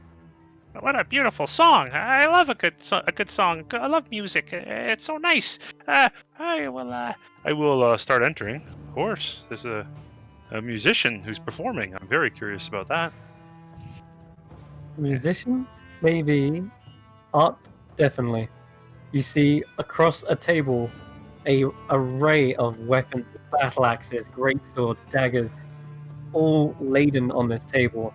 Another of these flaming dwarf-like creatures seems to be heavily hammering on some shoehorns by the looks. Across the way, you see a massive glow of light, a furnace about 20 foot wide with molten metal boiling and bubbling away in it. You see stacks of ingots, buckets of water where they cool off weapons and such. Ember, his curiosity is conflicting with his dislike for what he sees. Why are you destroying all these? Hey, why are you ruining all the things? Why are you making these weapons? What is this? We play such nice music, though. I'll just kind of call out, and just Suddenly, kind of stay up top and just kind of observe, see what's happening. right, there's suddenly a massive heavy thud. Another one followed shortly after. You hear a huge clang, louder, probably 10 times louder than the others, as a metal hammer is dropped to the floor. And you see a creature with a cloud of smoke kind of just dispersing as it looks around and faces you. Tiny creature, are you lost? I You see well, this form in front of you. A massive, probably 15-foot giant clad in metals, plated. He has a head of fire, and his mouth opens like a forge itself. And as he kind of looks at you, huffing with a breathy, uh, a breathy mouthful of sparks. That is where we will take a quick break because we'll see what happens. God. Ooh. All right. Cool. See you guys in 10 minutes. Yeah, or 5. Oh but boy. we'll see. 5? Okay. 5. Yeah, call it 5. Sure. See you Okay, in 5 minutes. so we Okay. shall be right back.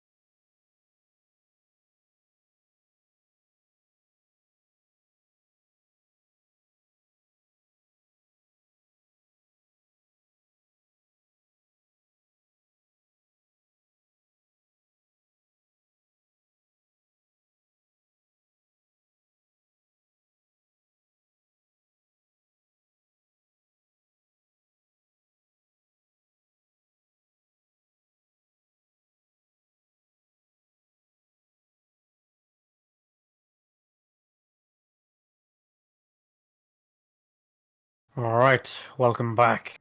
We just had Ember Cinderborn walk straight into, well, what would be an unbearably hot forge, except that you yourself are able to withstand the heat with your own fiery nature.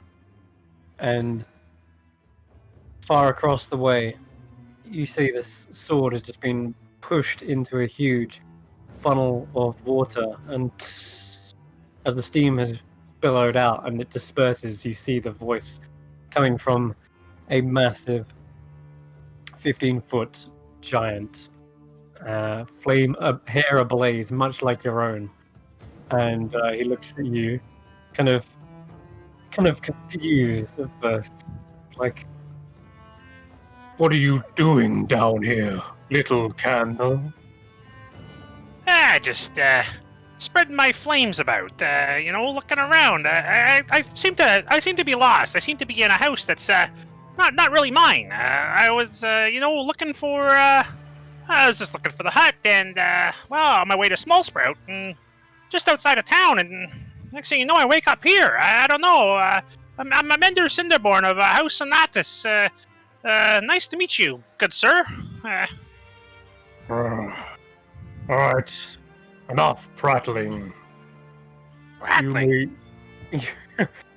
Are you coming or going? Well, I mean, we're all just kind of coming and going, aren't we? I'm working. I don't know why you have to work. Working's not fun. You should come have fun. My friends are out. Oh, okay. I don't know my friends. Right. We should have a friend. I have a friend who a little one. We could play a game. We could play cards. I have cards. I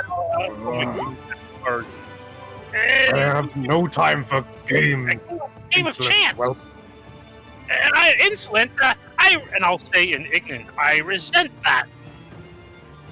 I don't know if he understands or not. oh yeah, I think you.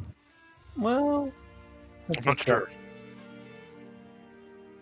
Yeah, I'm gonna say he does, because around here, these elementals look up, they stop from their humming, and they seem to understand it, and they look up and go, and they speak back in Ignan to the giant, and they say, "Do you want me to see him out, Vaughn?"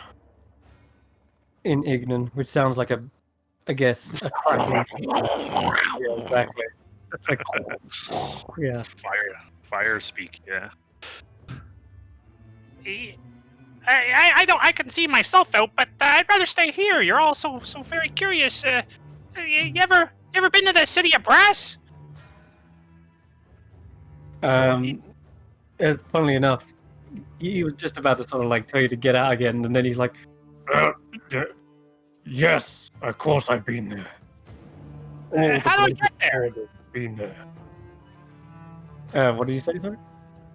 How would I get to the city of Brass? I would love to go there sometime. Take the portal room, of course. But wait, Of course. you shouldn't even be here. Of course I should. It's my home. How did you get past the door as well? What right. door? Of course. You seem to be like us. I am one of you, certainly. Perhaps, yeah. We both have cool hair. It's really fun to play with. See? And I'll just kind of like pretend to twiddle my hair with a fire. It's kind of. I don't know. I have no idea how to play a fucking fey creature, man. Sure. Roll me a performance check real quick. Sure. To see how well you swish your hair back and forth. That should be a 14 story accent. That's alright, 14.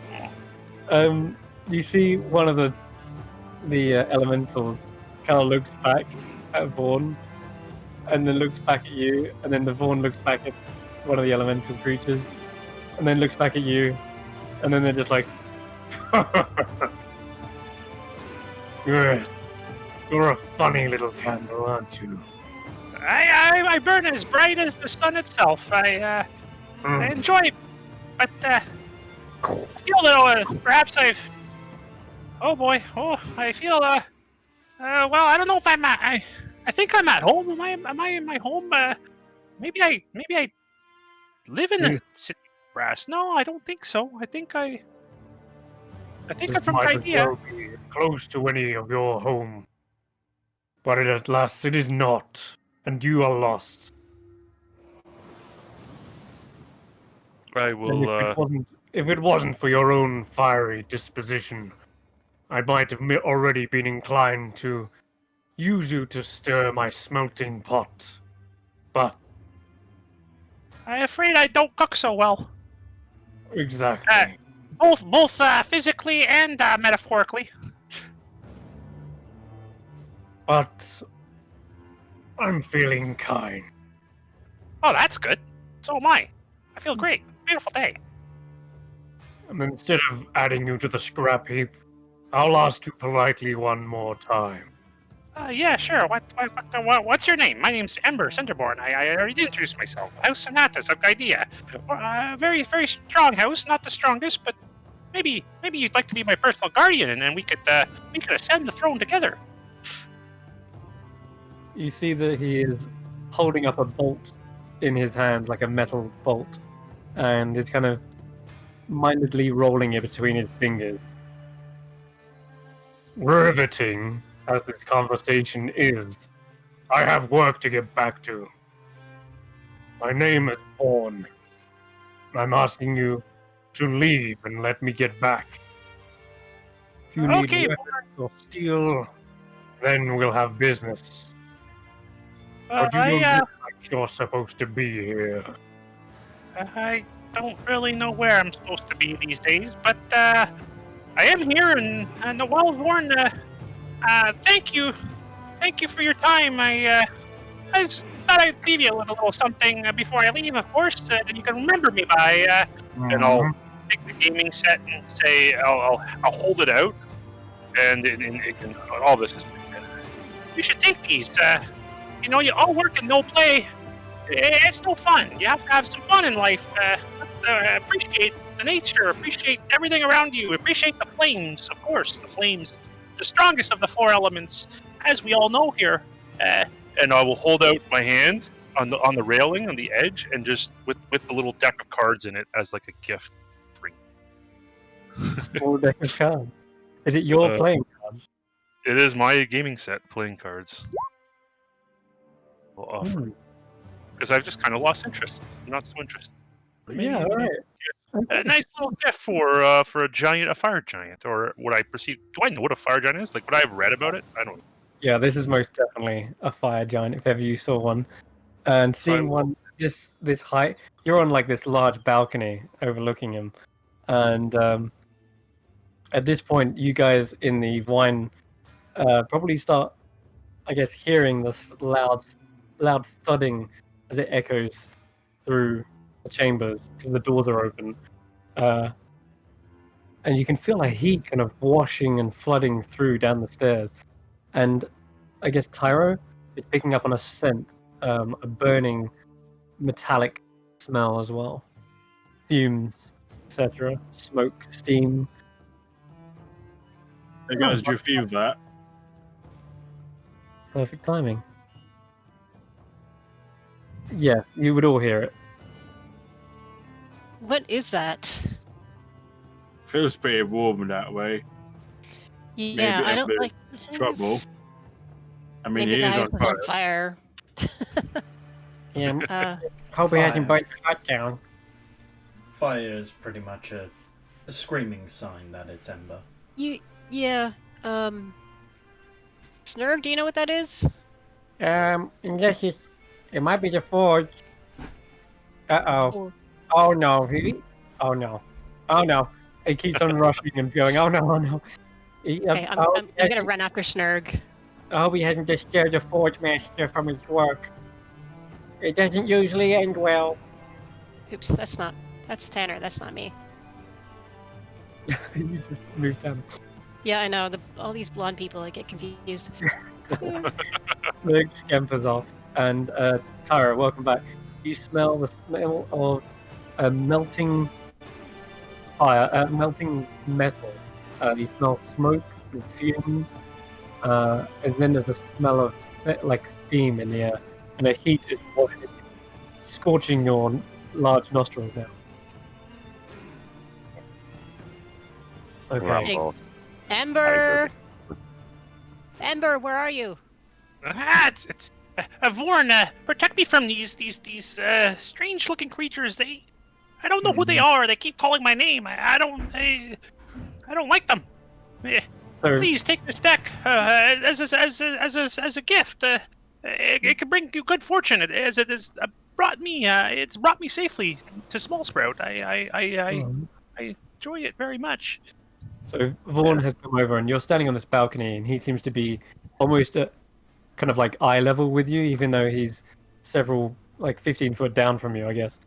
And he just pinches the deck of cards with his little hands. You start to see the edges of the cards start to not burn, but like slightly heat up and bend the cards. But he just pinch them and looks at them, and he lets out a large like kind of a sigh.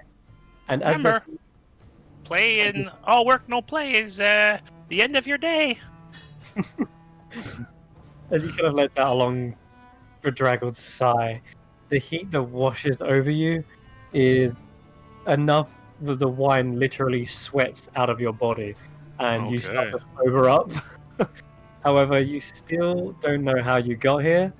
The Fey-like thinking, though, has since passed now. Thank God. Yeah. What the? Ah! Oh, you And at that point, you see Snurgs like rushing up behind the door. It's like he's trying to whisper to you. He's like, "Ember, get out of there! Come back!" Yeah, okay. I'll look behind my see Snurg. Hey, wow, who are you? Shit, what? You again? And caught between a forge and a cold place, or I don't know how to a rock and a hard place kind of situation. I kick you out. Don't try it. Quick. Thank you, good Sir Vorn. He actually never really introduced himself. Thank you, good Sir Giant. I'll take my leave now. Hey, you did. See you later. Okay, thank you, good Sir Vorn. Those cards will bring you a great fortune, surely. Yes, they're very interesting. I have to leave now. Bye-bye, and I will slowly back out if he lets me. Yeah, you see two eyes of blazing suns just seem to follow you very slowly, but he seems to say nothing, just letting you natter on and eventually leave. As I just as I'm out at the edge of the door, I'd probably say just some kind of like farewell greeting or something. I don't know. He lets out a large sigh, like grumbles, and then you hear a kind of like chuckle in Ignan, like that guy was kind of funny. And then he looks back and says, What are you staring at? You tiny little asses, get back to work. Perfect. I'll close the door and give him his privacy. Alright. Oh my goodness! What was that? This... And I will produce flame as this scary, terribly ugly spider creature has suddenly appeared before me again. Everyone else, you've just come into the cellar room here, and you feel an intense heat washing out of that door. Floods you and kind of nauseates you a little bit. Even Snurg's kind of like shielding his eyes. As you know, when something's so hot, it dries your moisture on your eyes. It's like, stings slightly. And then you see them producing flame, and Snurg's like, no, not again. Yeah. If the creature's retreating, I won't actually throw the fire. I'll just hold it in my hands. Runs away and jumps through this nearby door, actually. It's the quickest escape for him. Is it gone? That terrible creature. You all associate with that thing? Why?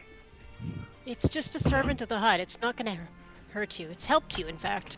You may not remember, but it's not your enemy. Well, you all seem pretty friendly. Tanner still averting his eyes, he kind of like points to Dyer, who's probably still holding the poncho.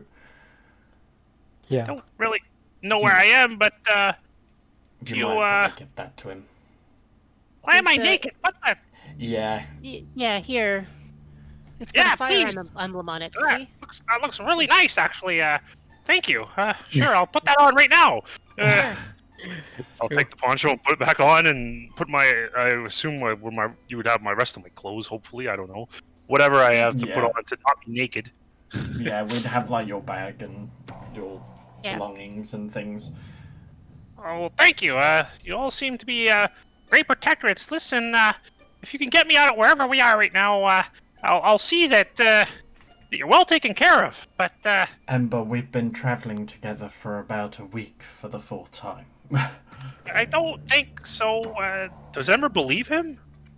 I think Like, from how several does this people work? telling you, and even your friend, the little gnome who's introduced himself several times, he seems to be on their side as well. And it seems like after 4 people telling you the same story, Probably they true. could well be telling you the truth. Yes. Tyro's gonna show Ember his journal and recount the part where they met in the library, and say, "We'd be going through a lot of trouble to lie to you to write all this down." And he'll like flip through the several pages of journals that have happened since their arrival.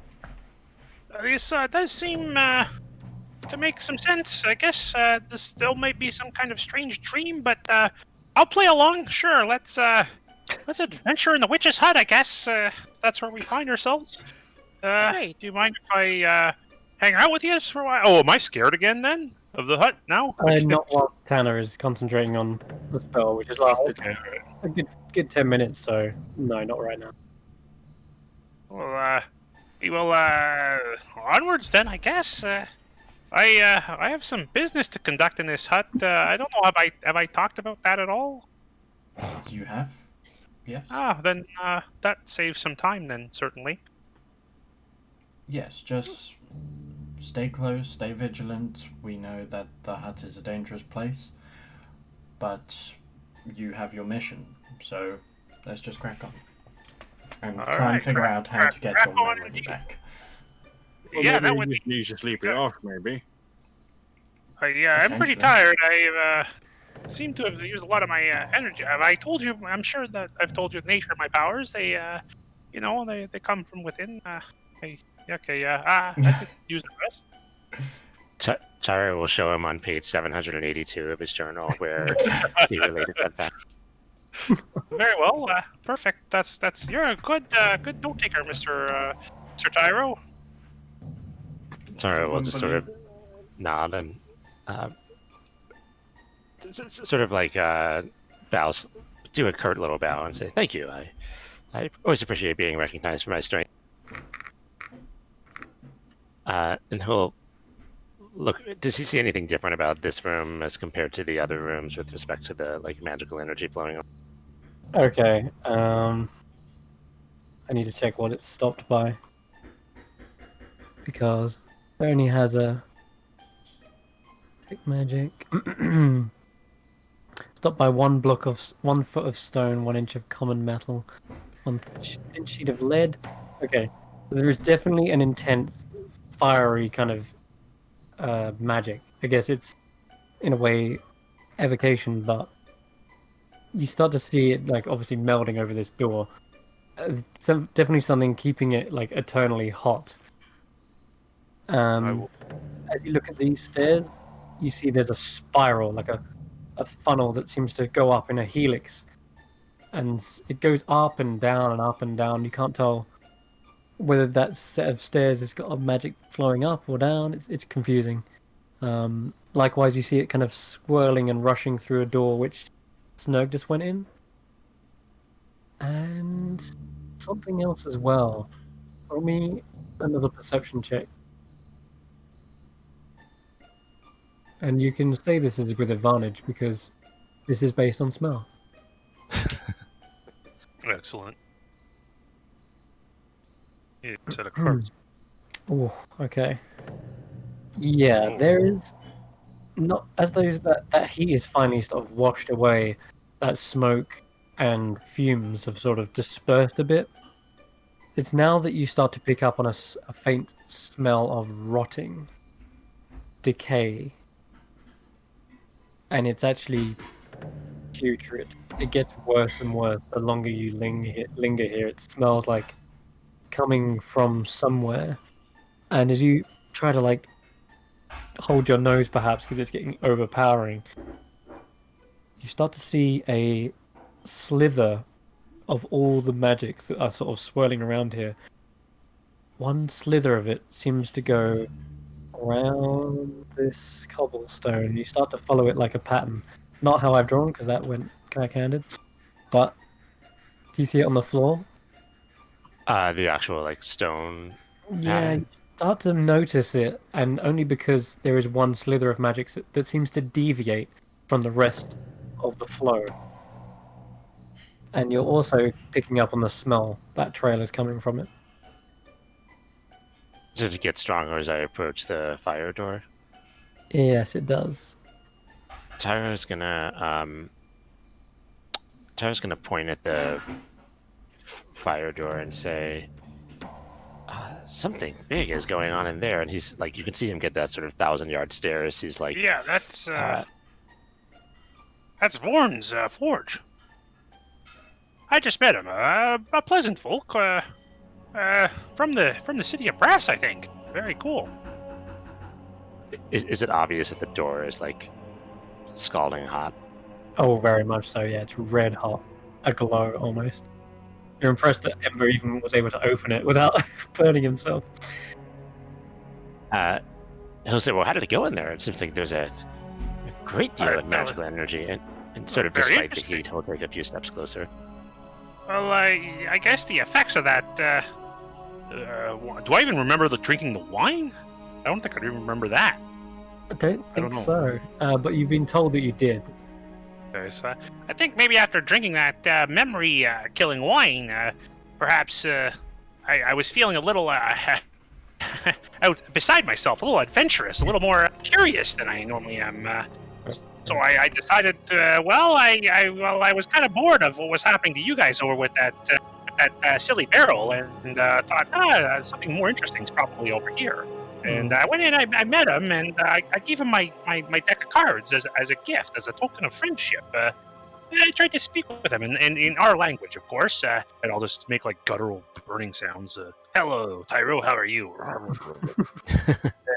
The language of the plane of fire, and they seemed to respond. So I asked if they were denizens of the plane of fire, and then they replied that yes, perhaps from the city of Brass. The two of them, they were kind of strange dwarf creatures. I'm not really sure what they were. Perhaps even elementals. That would be very cool. But I felt a little uninvited after he got really close to me. I started to realize I shouldn't probably be here, and promptly left. And that terrible spider creature was. And Is the decaying smell coming from the door itself? You get to the door, and no. When you get to here, you just smell it's a burning hot smell, I guess, first of all. And then you can pick up on the fumes and metal. Can I see if this like path seems to wind into this wall? Can I see if there is something about the wall that's different from the rest of this area? Roll me an investigation check.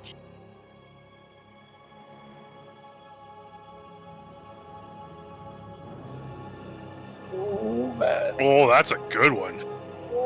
Okay. You have There- 12 investigation. Yeah, I have observant. Observant. Yeah. That's amazing.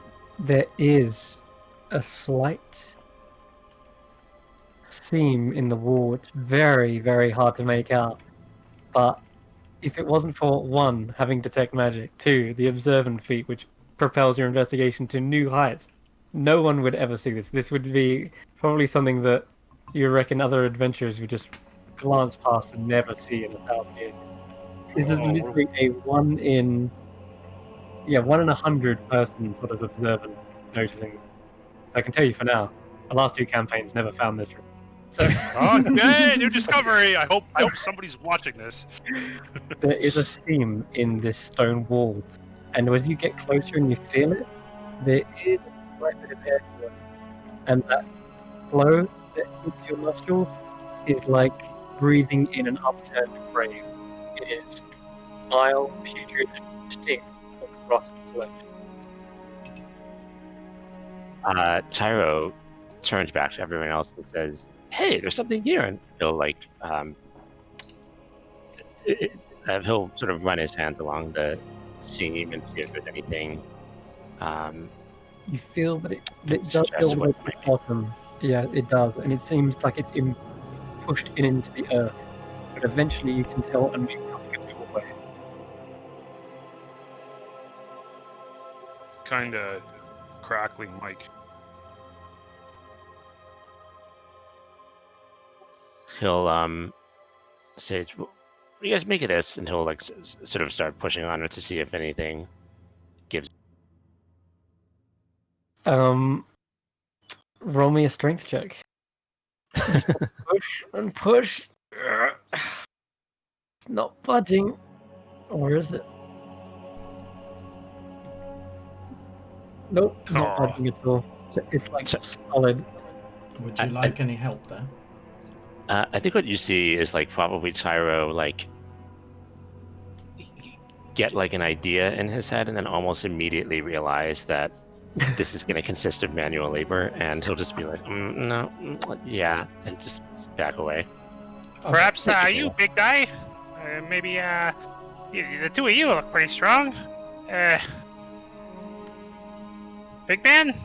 Yeah, why not? Do you think there's Alright. beds in here? Grizz, here's the plan. We're going to take a couple of steps back. We're going to breach Okay. down the door. We're going to boot it down at the same time. Okay. Okay? If Okay. it's a door, try and hit for something which would include a hinge, so just the corner. Okay? Yeah. Right. On 3. This will be funny. 1. Do we go on 3 or do we go on 1, 2, 3, go? I'll say 1, 2, 3, go, and then we go on go. Okay, go and go. No, yep, got it. Yep. Okay. Go on. Go on. Go. 3, 2, 1. Wait, what? You said 1, 2, 3, go. Why did you start with 3?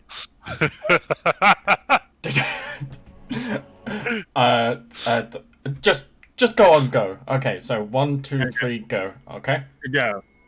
Okay. As they say go, Tyro, you're keenly aware that when you was going through that seam, you didn't find any hinges. And as they're pushing, you're they are just basically pushing a wall, like a brick wall.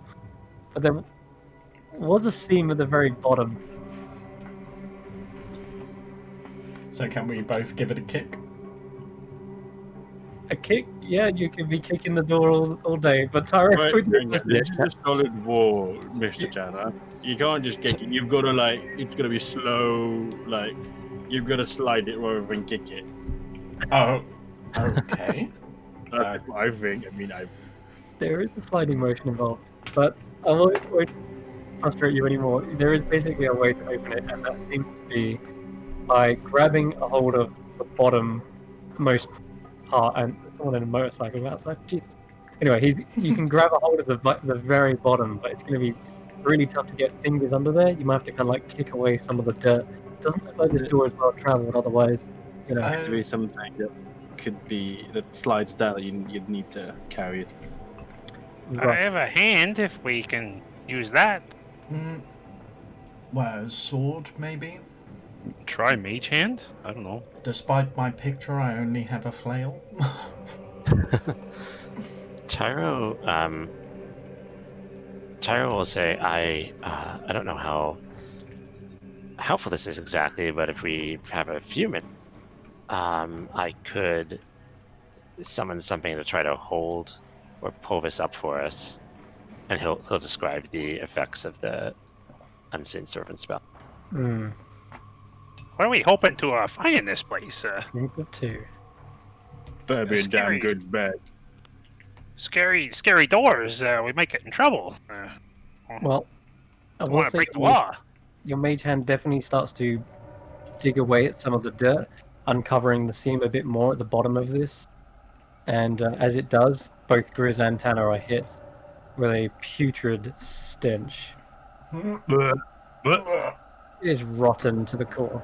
But you can feel like there's enough gap now, just by like clearing away some of the dirt and maybe pulling a couple of cobblestones away. You could potentially get your fingers under there and lift. I'm gonna try and pull what my shirt is up this? from underneath my plate to try and cover my face. Okay. Tara's going to cast message and point at the door that we saw Snurk go through and say,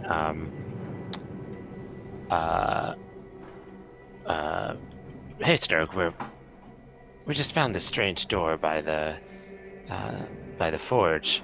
Any idea what this is?" There is no reply. Seems like you may have gone out of range. Fuck!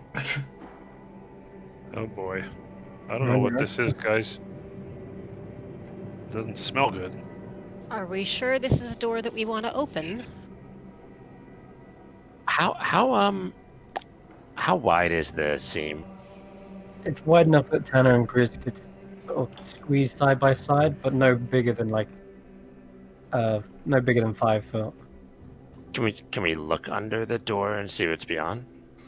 You look under, there's no light, and it seems like it's a solid stone surface, as if whatever's on the other side is like a step up. So that there is, I see.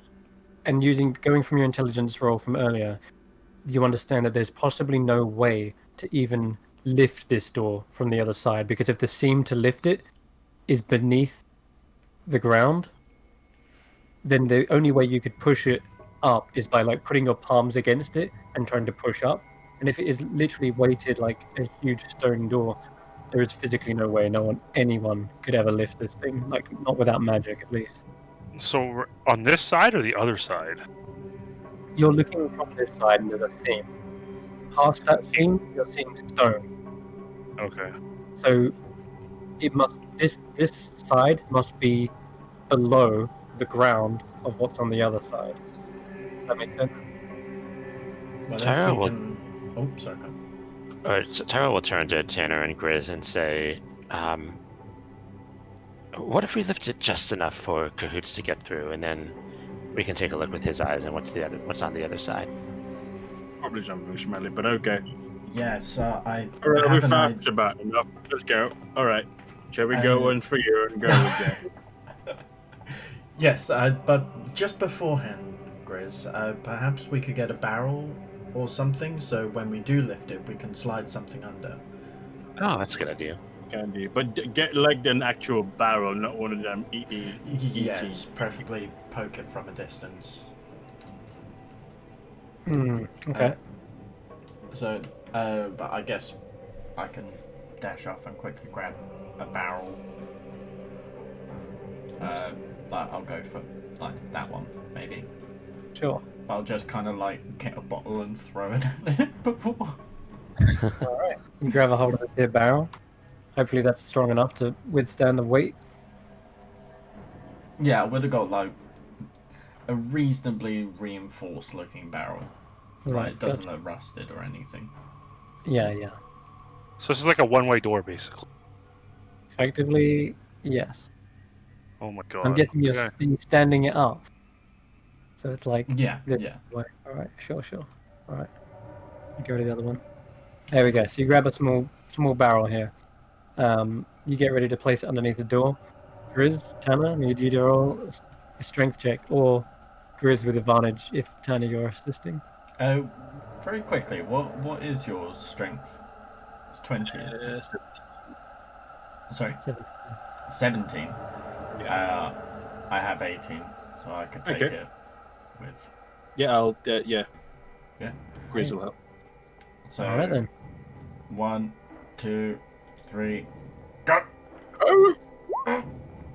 19. Pretty good. Pretty good. You begin to heave it up as best you can, and man, this thing is heavy. But it's not just the weight; it's the the grinding of the stone. It sounds like this isn't like greased or anything. It's like literally just stone on stone.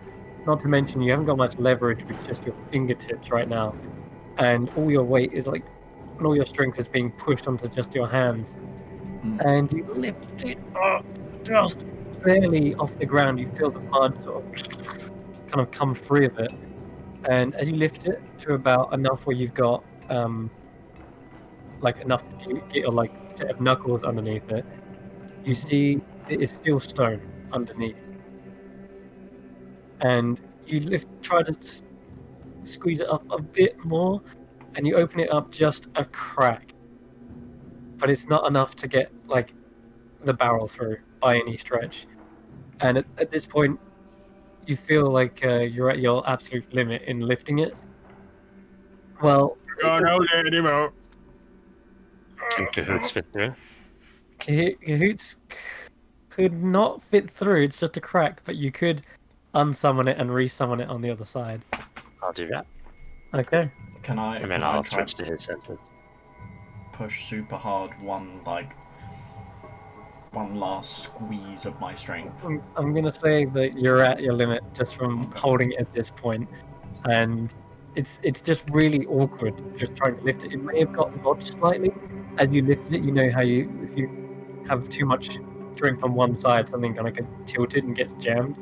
It feels like that. Doesn't feel like they grease the sides of this thing. It's just a stone slab in a slot. It definitely wasn't meant for opening very often, or if it was, it definitely wasn't meant to be opened with just raw strength. And I'm going to say it's just opened a crack, and that's all. Not enough to even get the barrel under. For now, though, you see Cahoots disappear. Yeah, I was looking for at least a 20 on that one. So yeah, you got to open a crack. Yeah. Cahoots suddenly reappears inside that tiny little gap. It is utter darkness in there, but Cahoots has dark vision. I guess Ember's giving off a small, dim light, but is there anything you want to do to create light in there? Because as Cahoots appears, they start to move around a bit and try to flap their wings up, and you hear a slight rattling, and Cahoots can't see where they're going. Even with dark vision, it is just very, very dark. So you said there's like a distant light and a rattling sound? No, so Ember's only giving off a small amount of light, and that's not enough for the owl to be able to see clearly, even with dark vision. Oh, I gotcha. I see what you're saying. Right. And if you want to make light for them, they might be able to see a bit. I don't think I actually can do that. I could produce flame and put fire in there. I don't think that'll do much. Yeah, Tyro will. I've got a torch. I don't know if that's something we can fit in through the same gap that Cahoots went into. I'll say just barely enough. That is the crack you could fit a torch through. That's about it. Alright, I'll produce flame and light his torch for him. Okay.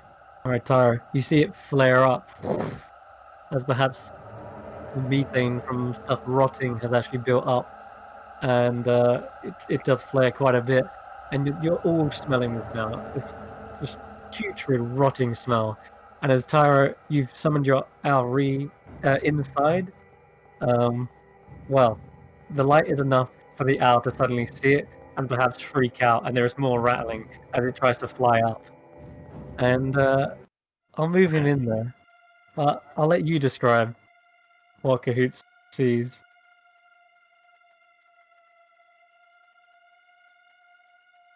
There you go.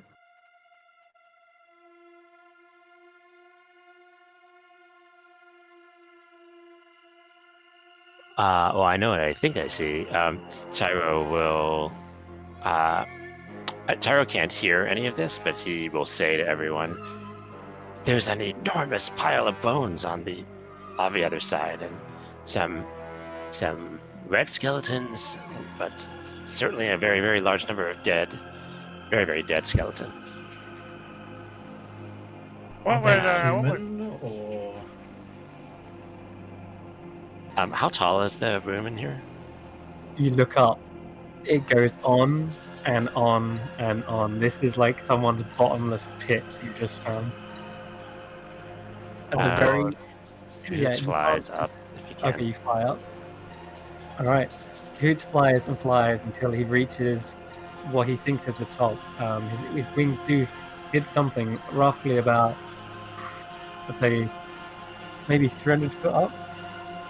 Did you say 20 feet up? 300 foot. Oh no, he wouldn't be able to go that high. He can only Okay. go 100 feet from Tyro. Well, he can go further. You just lose Yeah, but telepathic bond with him. well, the point is the point of this was to like see if Yes.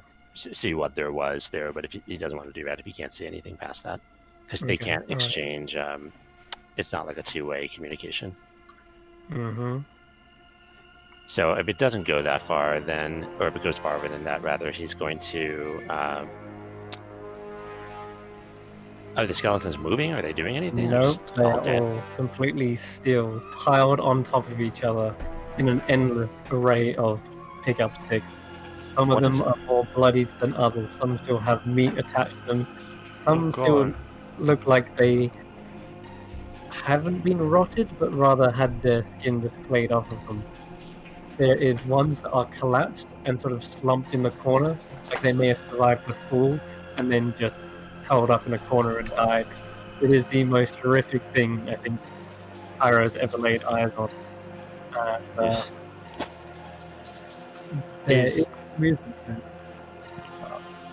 Do any of the skeletons look like they're holding anything, or just like do any of them look different from the others? Like they've all obviously been here for a while. They're skeletons, Mhm. but does anything seem more recent or wearing clothes or anything like that?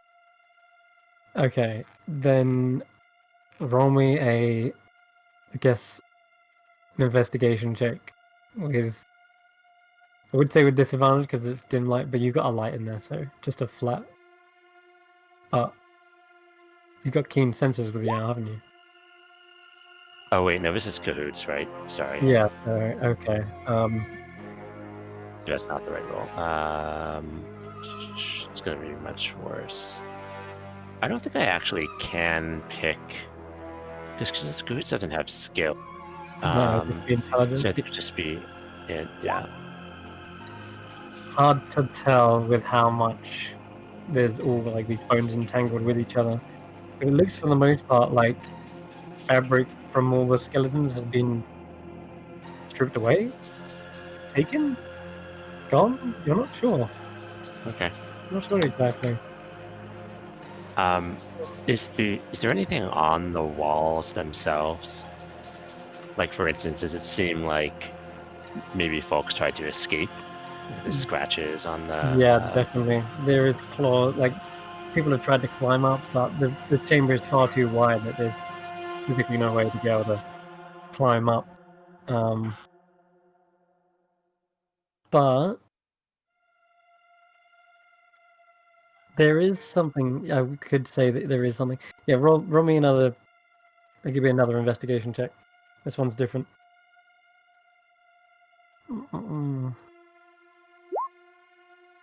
Yeah, the walls, in comparison to the floor, which is covered in rotten bones and sinew, the walls seem to be very clean.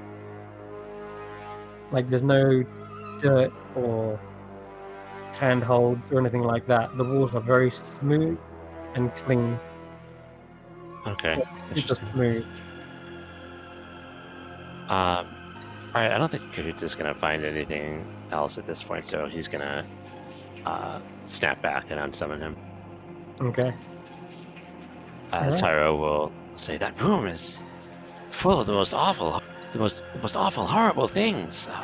Piles of skeletons, piles and piles of them on top of each other, and even one sitting in the corner, just a tall vertical shaft of inescapable smooth stone that seemed to go up and up forever. Well, they do, call her the mother of bones, right? Maybe these are her bones. This is really pushing it towards the evil side of what I was thinking. Well, I That mean, sounds terrible. this is a hut full of dangerous things. I mean, maybe this is just the refuse box, or I don't know. Maybe there's a one of those trap door things that you can fall into. Maybe we should watch where we're stepping from now on. Ah, perhaps. Yeah, that would be a terrible place to wind up. Not a nice place to fall into.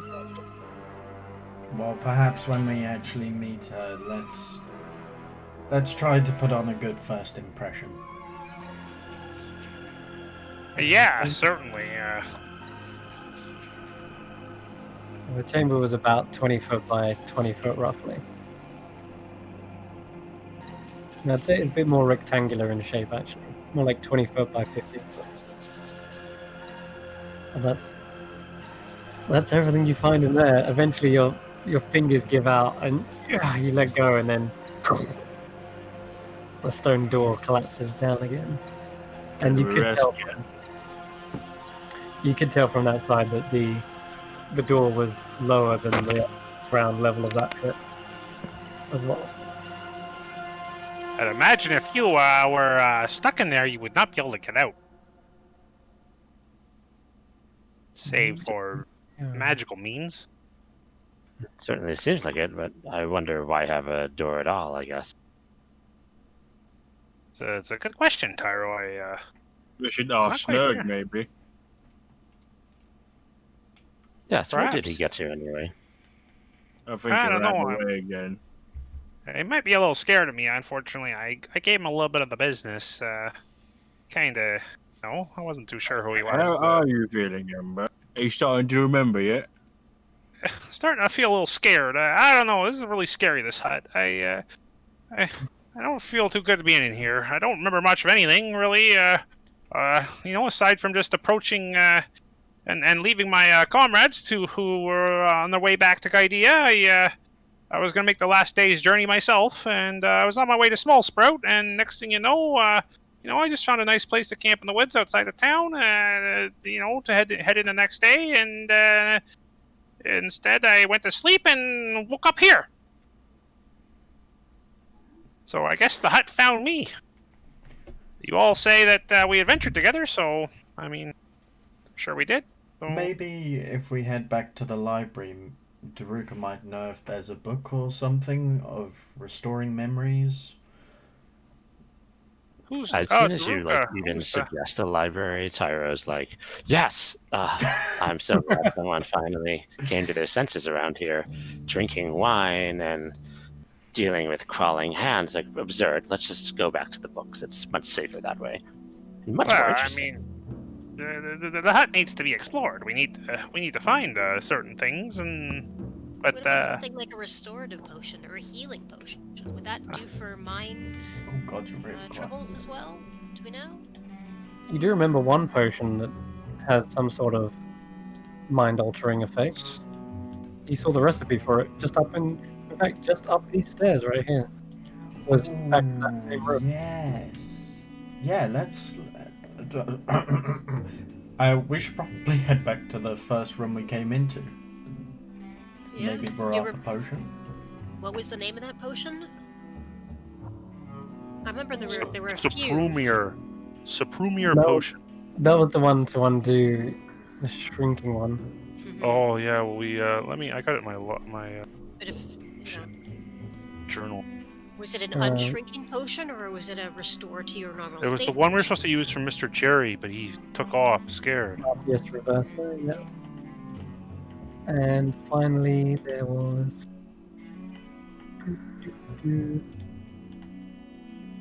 oh man. If we could make that potion, I'd be most appreciative. I would like to remember what's happened to myself the last little while. That would be very helpful. I find this the most uncomfortable of situations. No, I don't blame you. Tyro looks a bit crestfallen, as it seems like the library is not going to be the deal after all. But he'll sort of grumble a little bit and pull out his notebook as he continues studying the patterns on the walls and the floors. Okay. There is, I guess that spell's probably starting to waver at this minute, 10 minutes. However, you do notice as you come back around the stairs, there is one more sort of path of magic. It seems to be going in through this door as well. Oh, but I can never see the doors on here. I feel No, like I'm I'll missing them give all the you. time. I'll give you that. This door looks crap. I'm gonna make it a better door. I think it's mostly my prescription probably needs to be adjusted. No, you're not wrong. That one is not very well clear. Yeah, I thought that was just wood. Yeah, let me No. change it up for this. Yeah, Taro will That looks say, great. there's something else over here. That looks a bit better. Okay.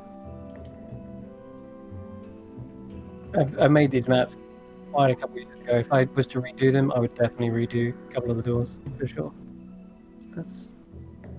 You made these maps? Yeah, I made all these maps. Oh my god. Oh, wow, I didn't know that. Yep. Cool. You're All this was unbelievable. made by me.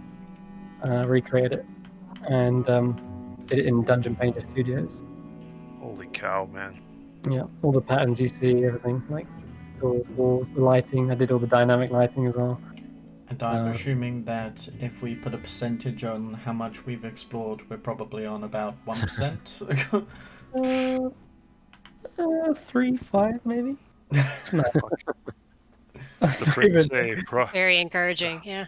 fucking hell. Anyway, I'm just pointing it out, not to try and draw you to it. I'm just telling you that this is probably something you didn't notice before. But as you come round, it did seem a little bit hidden from the others. But you can tell by some cobblestones in front, which seems to be worn away. Yeah, Taro will say, I hope this isn't another skeleton pit, but at least this one has a more conspicuous door, and he'll point at it. Does the door itself seem to be magical? No. Oh, wait. Yeah. Yes. I had to double take for a second. Yeah, absolutely. The magic is conjuration. Oh, interesting. And he'll turn to Grizz and Tanner and say, "Oh, I don't think we should try to be too aggressive with this one. And I'm sensing some conjuration magic coming from the door. That's often a What do I know about conjuration magic? Conjuration, the school of magic that apparates things into existence, pulling them from other realms, or traversing between realms or space. So, short teleportation, long-range teleportation, that kind of thing. So kind of like Cahoots. The very misty step you used earlier was conjuration. Find familiar is also conjuration. Yeah, Tyra will say, if we want, I'm very intrigued by the fact that this door seems magical and most of the ones in here are not. Wouldn't mind opening this one. And he'll conjure a mage hand, but he won't open the door unless it seems like the party's okay with this. I think before we traverse any further, it might be best to try and get Ember as much up to scratch as we can. That's Yeah, I would really like if we could fix that. Okay, he'll dismiss the mage hand and nod curtly and follow. Yeah. It looks like Grace is going. Absolutely. Okay. However, we can always come straight back to it. All right. So this. No, just looking. If it looks like a dead end. No, it's not. Well, to Grizz maybe, but then the rest of you are smart enough to look up and realize there's the trapdoor, which leads you to the exit. So I'll grab that. Look up, Chris. Right. Oh. There's a door up there. Yeah, go through it. Maybe gravity works different in this small space. Perhaps you should try walking up the wall, maybe? Try what now, sorry? Walking up the wall? Yeah. Wait, okay. How? Well, you just kind of angle yourself, plant a foot, and just see if gravity takes you. Okay. I try that. Sure. In a strange twist. the strange turn of events, you place your foot up, and you feel yourself pulled up and into the room, and you hit your head on the table.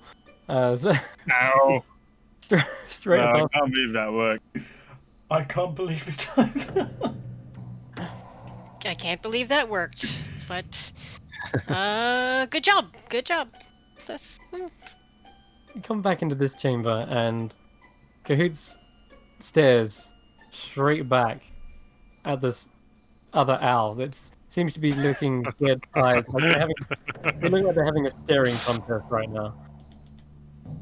Is the other owl like a normal sized owl? It is, yes. Can I step over to it and You see a magic, or I'll say this is the last minute of your detect magic, as it just wears off. Oh, There is I'm a sorry. conver- I there wasn't is a trying to see if conver- it was magical. I was trying to Oh. converse with it. Okay, my bad. Well, it would be about now that your detect magic does wear away, and just with your observant feet, you do spot there is a glow coming from the owl, a glow coming from the painting, as well as a glow coming from the thread on the table, and there's a thimble and needle as well. Those are also all magic. As well as an eyeball in the corner, that's magic too. And Quincy. Surprise. Quincy the quill, that's magic. The broom is magic. And What a hut. that's What a about, hut. that's just about it. Yeah, don't of course, some of remember. the potions, the ones that are ready made, are magical. The ingredients themselves, not quite. Thought we Oh. told Snurg to fix this fucking table. So wobbly. He's done. You know what? He's done a bit. How about I just take away? No? Tara will step over to the owl and greet it like in a series of hoots and How do I grab this thing? There it is. Okay. I'm pretty sure it's a taxidermy owl. Okay. Yeah. You try to fix it, and you realize, yeah, it's completely not moving. It's most definitely taxidermy. Tara feels a little silly. Well, you could have told me that before I started having a conversation with him. And he'll shuffle over to what looks to be a pile of books in the corner. You're a Yeah. strange one. There's a small dusty library in this corner. A couple of the books.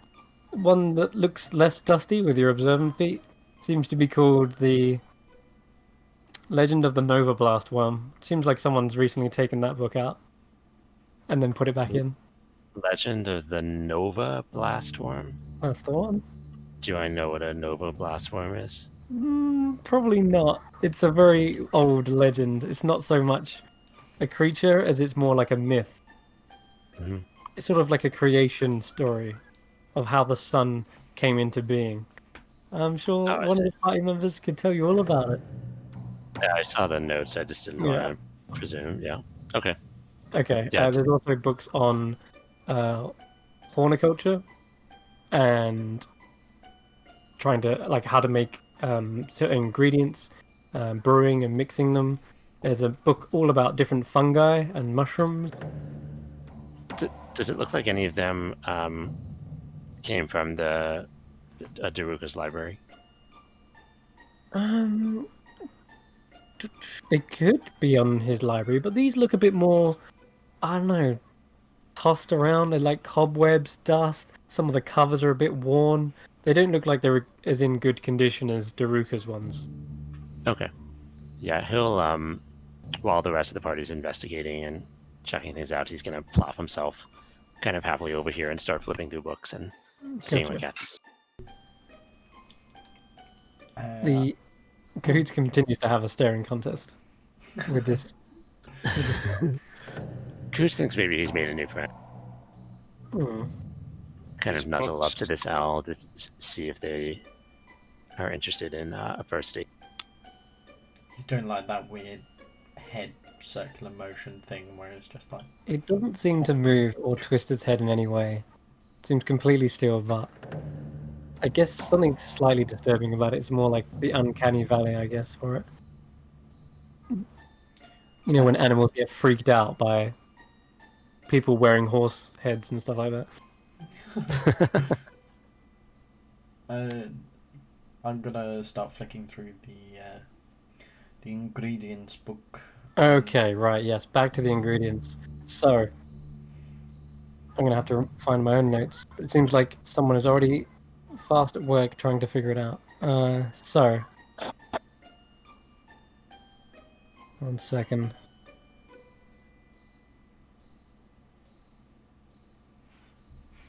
Where did I put it? There it is. Boom, boom, boom. So this opens up. It does. Mysterious music. These are my old notes. Okay, right. Yes, so there is one known as it was in Elvish actually. Or sorry, it was in Sylvan, wasn't it?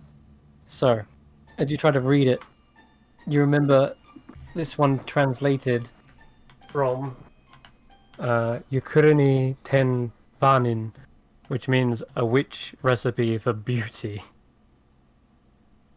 That was one that you saw. There was another one. There was something about giving you glee forever. Yes.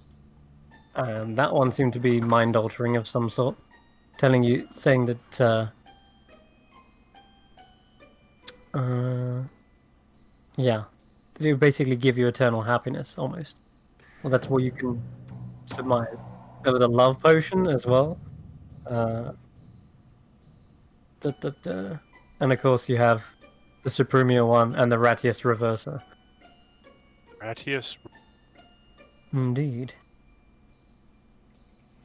So there's none that are really for remembering per se.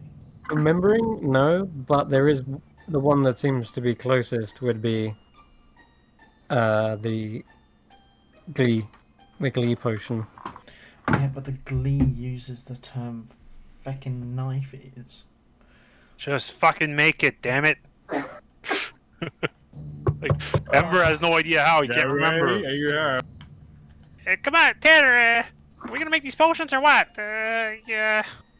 Get a little anxious here.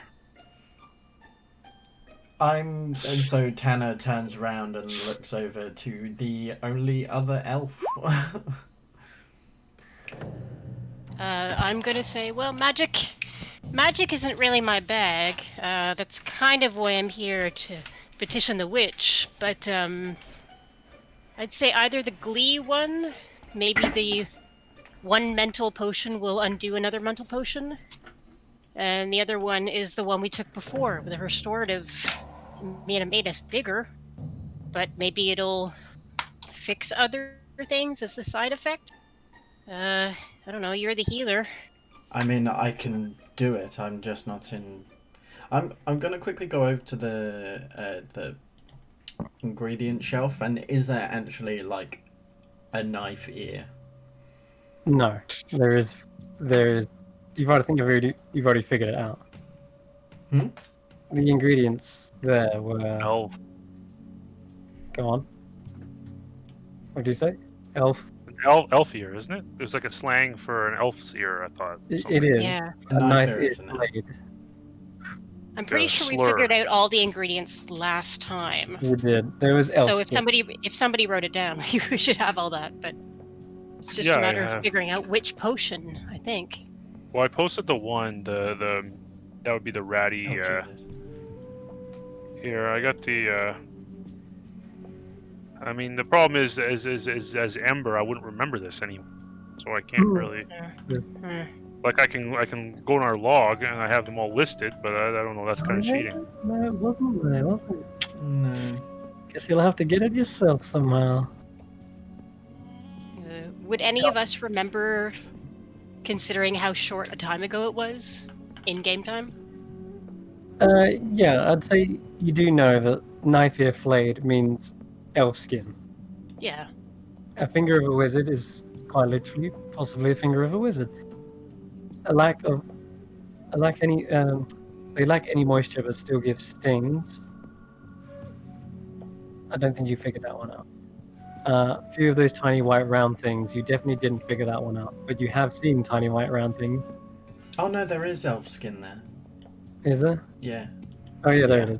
Cool, alright. That saves you flaying one of your own. thank you. Cool. Jesus. Come here, Tanner. Yeah. Draw There's sword. a large Like we're jar running a little low. with dried skin in it. It stinks. Tyro's gonna, as you're sort of discussing this, and when Tanner says, when Dia says that magic isn't her strong suit, he'll sort of perk up a little bit. What's that? Magic. Yeah, it's, you may have noticed I don't do a lot of whole magic. What is it we're trying to do exactly? I thought all of his potions were just sort of laying around. You're telling me we have to make this stuff from scratch? Yeah, that's what we had to do last time.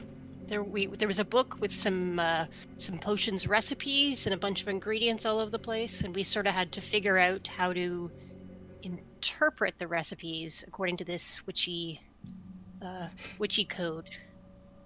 I see. Yeah, Which of the ingredients don't we know yet? that's a good question. I'm trying to. I don't remember because I didn't write We it knew down. them all. I thought knew we already did this. We We made the did? mixture, and then Mr. Jerry was going to drink it. Then he took off. Okay, you never made this potion. Yeah, we didn't do this one. I haven't made this yet. We made No, the one. Mr. Jerry. Sorry. Speaking of Mr. Jerry, is it down here? Hello, Mr. Jerry. Yeah, so you look around for him, and you're like poking around, and you don't see any movement. And you can get your finger down into the hole and move it around. You don't feel anything. You don't feel anything bite you. You just come out with a finger full of sawdust. I think he's gone, guys. Either that, or he doesn't fit in there anymore. I'm sure he'll be fine. Oh, here we go. I found it in the journal. The list of ingredients in each potion. So we've got that if we need to. Like we made a deal with him that we'd make. I don't know. Maybe I'm crazy. I thought we made it. You did. You made Ratius Reverser, but that isn't Ratius Reverser. Oh, what are we trying to make? I'm so. Never mind. Ignore me. Yeah, we You'll made the make one what? that made us big, and then we made one that reversed Yeah. Raticus. You made the Supremia potion and Ratius Reverser are the two. Now we're you trying to make the Glee potion. Yeah. Okay. All right. My bad. I'm sorry, guys. Oh, it's no I have- trouble. I have the It's recipe for dumber these than rest of you. if you want. I'm going to put it in the. I can't hear you at all. Yeah, you went a bit distorted there, Di. Oh, I can't copy it. Whisker of a... That's all right. Read it out because there's only a couple. I Okay. already posted it. Whisker of a beast, and half a crispy lizard, a knife ear, blade, and finger of a wizard. They Yeah. lack any moisture but still give stings, and a few of those tiny white round things. Stir the mixture with part of a feather. Drinking it will give you glee forever. I'm gonna guess that lack any moisture but still give stings is the dried nettle. Yeah, that's what I was thinking. A few of those tiny white round things is mistletoe. Could it be what color are the boggle nails? Wait, is mistletoe's red. Sorry, ignore me. No, that would have been death. No, mistletoe's white. It is white. Oh, okay, I'm not being stupid. All these And- red. Yeah. Boggle By the nails way, are cracked and black, like they've been dipped in ink. Good to know. Stir them. Are the mistletoe? It's a bottle labeled mistletoe berries. There is. Little white thing. And they are little white pellets, yes. And you saw Grizz trying to eat one because he wanted to. Yeah. He was like, "Oh, cyanide, yay!" Something like that. first one, whiskers of a beast. I don't know which. See any whiskers? Hang on a second. Yeah, not even I know. Where's the displacer beast? Yeah, cat's not here. What about the jellyfish stingers? Where is it? Is it in Okay. here? No, you look around. Doesn't look like Azir is currently. So you'll just see Tanner just kind of like look around the room and just go, yeah, puss. Probably an animal handling check. 3. So Yeah, puss, the puss, puss. crispy lizard's probably the fried newt. Is that right? Frightened. Yep. Yeah. Kitty. Oh. They. Right. Okay. I think I know where we can get a whisker from. You hear a Oh. horrible hissing sound from up the top of the stairs, and then it disappears. Catch Runs it. away from you, Tanner. Huh? Did you see it on the map? I did. Yeah, I did. Just peeking in. It just definitely hissed at you and ran away. What I'll do is I'll grab the yo-yo that's on the table, and I'm just going to stand at the bottom of the stairs, and I'm going to launch the string just up like here, Okay. and I'm going to go fishing. Sure. If you guys Alright. want to work on the rest of them, I'll try and catch this one. Alright, I'm trying to write it down right now. So, elf skin. Yep.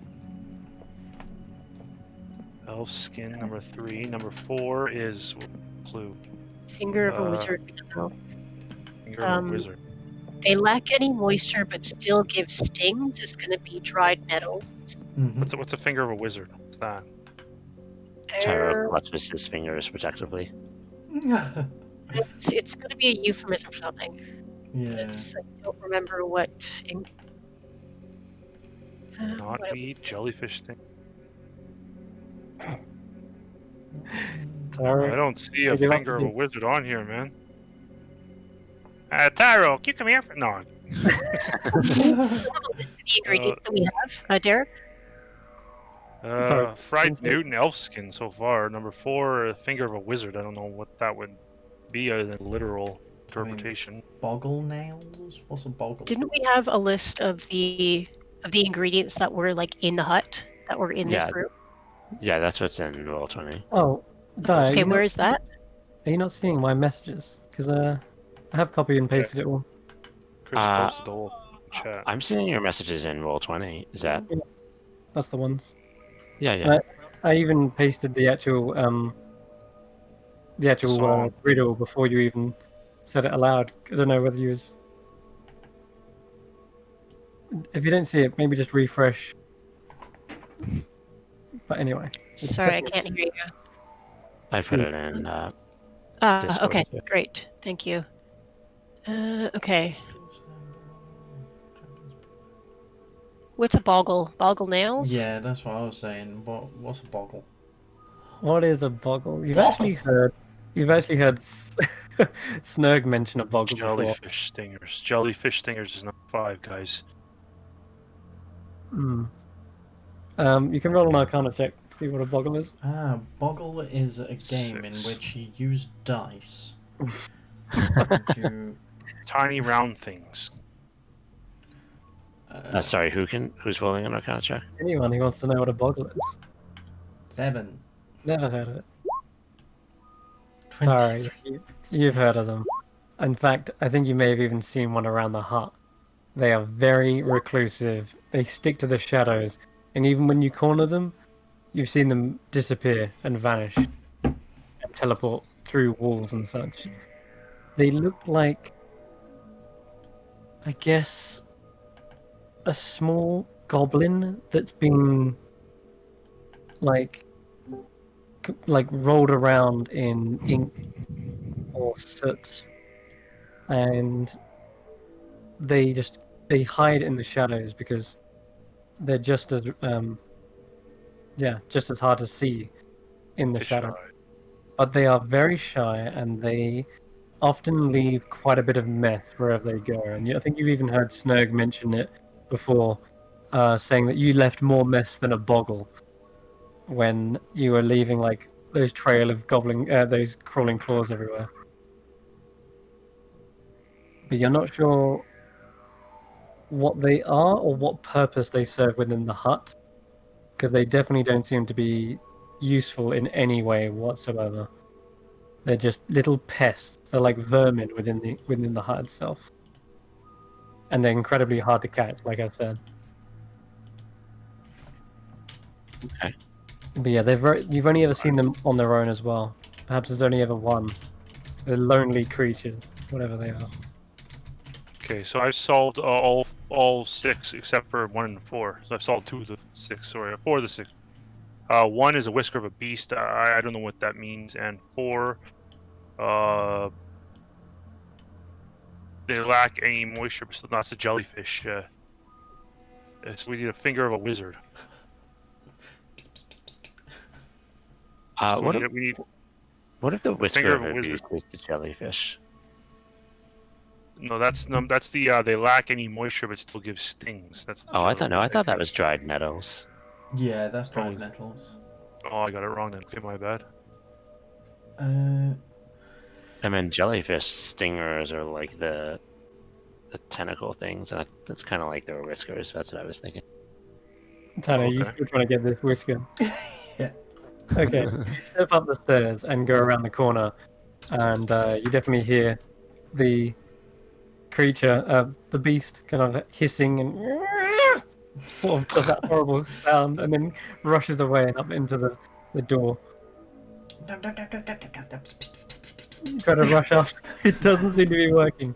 But as you rush in to the room, you definitely see the same cage as before, with Ivan still sitting in there, cleaning himself, and then suddenly seeing the cat rush in, hissing. The bunny rabbit lets out a squeak, which you can only imagine is some Cockney insult. Oh, fucking hell. Yeah, exactly. Like, fucking hell, but yeah, still, what are you trying to do? You trying to chase it down? You race after it? I don't want to go too far away from the party, but then I slowly turn towards Ivan. And he's currently just how do you bunny, even think? isn't he? What was that? I'm just joking. He's like, you can't hear it. You don't know what he's saying. He's What just the like, fuck are you looking at? yeah. Fuck you, mate. I'm go. Oh no, we don't have Bragos, so we can't talk to him. Fuck. No. You do have Grizz. Oh shit. Grizz, oh, hang on. I just saw the. Hang on, Grizz. You can talk to animals. Sorry. He's on his hands and knees, looking down a crack in the floor. Can't find Jerry. I'll poke my head through. So, Oh yeah, I think I can, but I've got to like really think, like really hard. Got to concentrate and think. Okay, because we need a whisker, and I was thinking instead of chasing after the cat, as I just realised I don't actually know what it is, maybe we could get it from Ivan. You remember the little bunny? Can do, yeah. But it just means that we need to, ask him for it.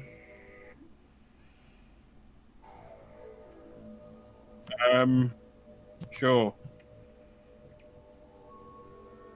All right. So you go up with Tanner and start thinking really hard. Yeah. All right, cool. Whilst the rest of the guys are kind of getting this potion ready, you start to hear the squeaks turn into that same accent as before, and just sort of like squeaking goes to, what have you done? Just you've pissed off Azure, haven't you? You gone right pissed him off.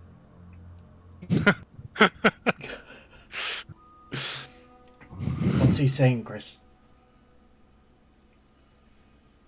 Does Grizz understand it yet? Yes, you do. He said that you've pissed off the cat. Yeah. That was, So- yeah. Mr. Bunny Rabbit, we need a whisker. Can we have one? first of all, name's Ivan, and second of all, wait, Whisker? Yeah. You want to bleed Whisker for? Here's the thing. We're gonna we need it as an ingredient for a potion. Oh, here we go. Sure. What is it going to be? It's going to be my ears next, or my teeth. No, I mean- just your whisker. These witches just keep plucking things off me. Oh no. Do you tell me this? If you please? want, Is No, there anyone else around here in this room? Is there any what? Anyone else around apart from Ivan? No. Just it's yeah, it's kind of like curled up on the bed, hissing at Tanner. Hey, so wait, so what? They do bad things to you? Yeah, of course they do. I already sawed off my bleeding horns. Oh, shit. That sounds painful. I had these majestic little antlers. They're beautiful. Sawed right off, grinded down. Probably Well, used. hang on a second. for Wait, yeah, you have horns. I Or did. had, Yeah, little stumps now. Look, but are you a rabbit? rabbit. Well, a bit of rabbit, bit of that, bit of this. You know.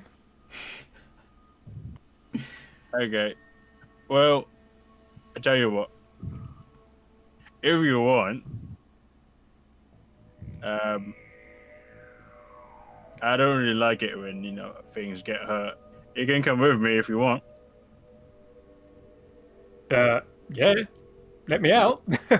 Sure. Yeah, bust me Okay. out of here. Oh wait, hang on a second. I need some advice first. Oh. Mr. Tanner. Yes. So, good news.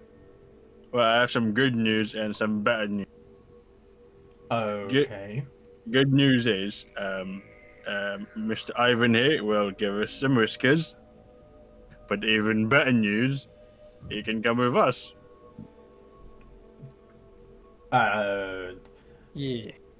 So, I mean, They said Okay. that they get like his bits off, and then the witches they hurt him, and then they take things from him, and they hurt him, they torture him. oh wow. Don't you think it'd be good if Yeah. I think we should take him with us? Well, we don't want another Yeah. Tug situation of being trapped here against his own will. Yeah, Yeah. of course. Ivan can come with us. And I've been thinking, long term, if we need to make more potions, then we can have more whiskey. I think this is going to be a one-time only thing, You Grizz. never know. The last thing we want to do is to start taking from our friends, okay? I mean, just in case. So you approve? He can come with us, yes. Yes. You may keep the bunny. You may tend to the rabbits, Grizz. Yeah. Oh, time for a jaggle break. Get me out of here. Rinse them bars open. Look like a big Right. strong man. I don't reckon it'll be too hard for Chris to. Yeah, Yeah, sure. I'll assist. Your natural strength, you just kind of pull the bars aside. And he's like, cool, yeah. I'll stick with you, mate. You look strong. Yeah. In fact, if he's hungry, I think there's still half a chicken left on there. I'll have it. All right. Oh. Let me just say my goodbyes. He turns around to Azure. Ah, wanker, I'm free.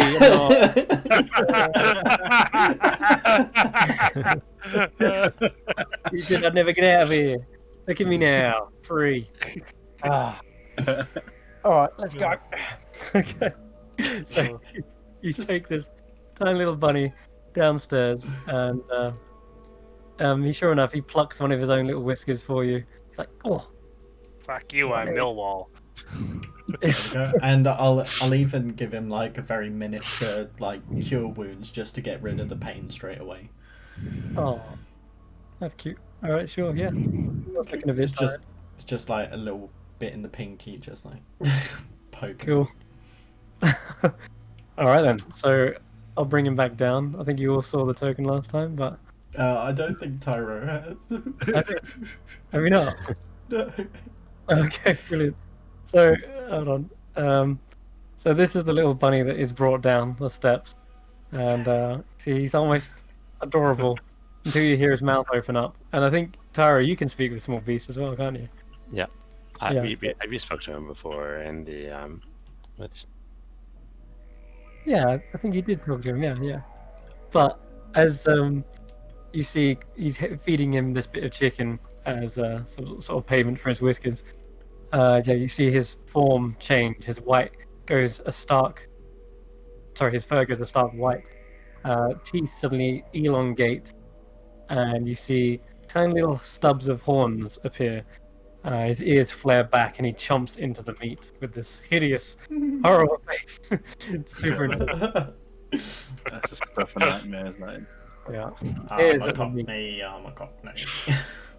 Oh, yeah, that's good stuff. All right, he hops up on the table. One whisker to go. There you go, mate. Brew it up. Thank Alright, you. Ivan's whisker. Now, Thank you. finger of a wizard. Tyro, That's the top. your turn. Gyro shakes his head and clutches his like he sort of crosses his arms such that both of his all of his fingers are underneath each armpit, trying to minimize any access you might be getting to them. You said Wait, the ingredient list, they're in Sylvan, aren't they? Yeah. Can Grizz... Okay, hang on a second. Maybe because the book's in Forest Common, okay? Maybe it doesn't literally mean like an actual finger of an actual wizard. Can I just have a look? And I can Grizz just sort of read the Sylvan and see if it can, I don't know, extrapolate something from if it is indeed going to be, needs to be a literal finger of a wizard, or is it some sort of like some sort of role to see if it has a double meaning or any other meaning really. Right, I get what you're saying. Okay, so.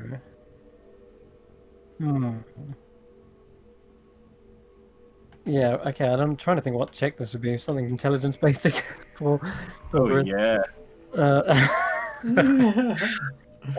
me at him. Yeah, go ahead. Roll me an intelligence check. See if you can decipher what. Yes. Boom. Yeah. Now you're getting it. Yeah. Okay. Okay. Right. So. Okay. I think I got it, guys. Good news. It's accurate. But bad news is, I think, Tyra, you're gonna take one for the team. Tara looks at you and starts backing away towards here as Cahoots. I'm joking. We won't do that, I don't think. Tara keeps backing away towards this door. As you kind of back up and into the door, you suddenly accidentally back up into something that seems like it's come through the door, or maybe it's just standing in the doorway, and it suddenly turns to you, and you're about head height with the creature. It's a sad, very sad-looking bird, except that it has an elongated face. Its arms, or instead of wings, they kind of drag to the floor, and you see that it's also wearing a knitted knight's outfit, like it's crochet knight outfit with like a full head gear and spolders and such. Let me just grab that token for you real quick. But he seems to look at you and lets out like this low, sad kind of squawk. Like, "Arr!" This creature is in the room with us right now? It seems to be in the doorway. Let me grab it real quick. Oh, so this door is open. Yeah, I'm gonna say because we didn't close it. Here we go. Here he is. Oh god, he's small. As this kind of creature. And it's just- What the heck is that? Arr! Tyra, It's wearing a crocheted knight's outfit. Yeah. As he looks across the rest of the bar, you suddenly see he seems to get a bit happier, and his squawks go like, "Arr! Arr!" Oh, hi. Nice to see you again. Glad you're still enjoying the outfit we chose for you. It Well, nods. I have to say, You happen to know anything about potions, would you? Arr? We're looking for something called a wizard's finger, a finger of a wizard. Does that sound? Have you ever watched any of the witches make any potions? Arr! Arr! Arr! Arr! It nods furiously as Yeah, if it knows Okay. exactly what you're talking about. Could you? Do you think you could point it out to me? Arr! It nods and starts flapping and plodding along the floor and into the hallway, not too far. It seems to point past Yeah. one of the doors and into the audience chamber, where you Mhm. see one of the vulture-like creatures is sort of milling around, basically. But you know what? Actually, he looks more like he's straightening paintings, dusting off a few of the tapestries, and looks like he's getting things in order, like preparing for something, and tidying the room, which is normally Snurg's job, but he seems to be doing it. And he points directly at the vulture-like creature and goes, "Arr! Arr!" Is that a wizard, or is that the one who knows what the potion ingredient is? I don't really want to cut the finger off a living thing if I can help it. It Uh, shrugs. Gentle knight, is someone? Are you expecting someone here? It nods There and is. and claps its hands together. I'm gonna say to Tyro, can you speak to him? That is Yeah. not It's not a small beast. no something else. Yeah, I was gonna say. It doesn't Yeah. look like it's a creature of the Definitely. forest. What is it though? That is still a good question. What the hell is it? I think you've probably seen a couple of these creatures around the hut. They seem to be, I don't know, guests or pets of some sort. You're not too sure. You haven't been able to put your finger on it. But I'll say, roll me an Arcana check for these things, because they are weird.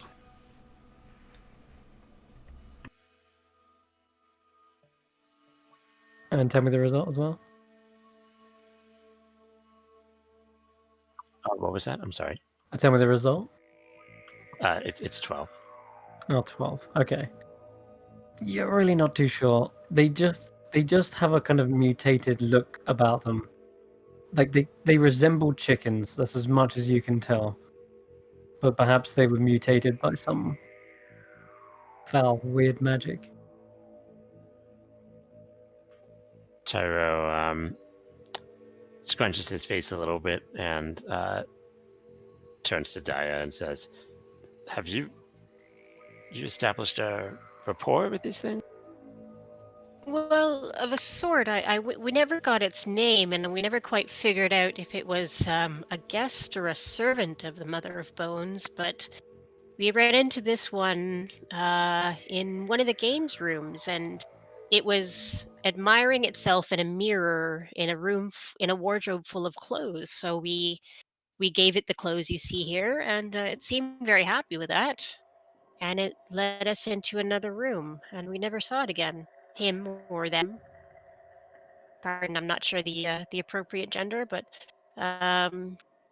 so I don't yeah, we don't know quite who they are or what they are or what they're doing here, but they're not unfriendly. Um, That's about all we know, really. Tyro will cast comprehend languages. Oh, okay. Well, that'll do it. Are you casting it ritually or straight away? No, I'm gonna spend my last spell slot, Okay. or my second to last spell slot. Okay, so the last thing you heard, obviously, the question was, are you expecting someone? And you hear it replying, say in squawking voices, it's saying, Yes, yes, Mother is coming home. Mother is coming home. Tyro inclines an eyebrow at this and turns to Daya and everyone else and says, "It sounds like Baba Yaga is returning shortly." Oh, I'm not sure if that's a good thing. Okay, well, I mean, she's what we came to meet. I'm just a little nervous. Can you ask about the potion ingredient, or how we would get if it knows how to fix Ember? That is what we were here to do, I think.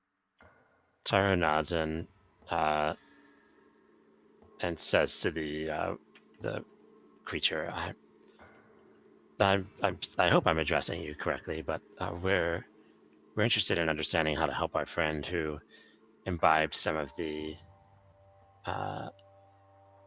accidentally imbibed some of the wine that we found in the cellar. Do you have any clue which of these potions might be helpful for restoring memories? No, no idea. I grew up on farm, so not really my specialty. Do you know who we might ask uh, that is around now that might know?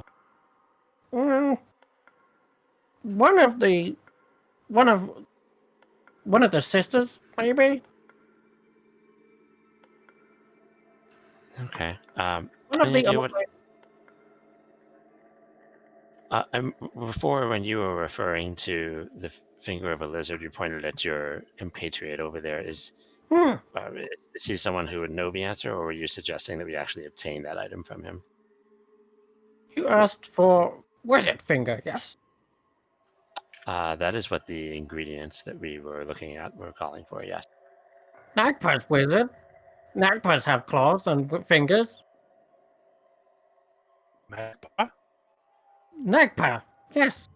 Nagpa? Nag. Ha. Nagpa, Nagpa.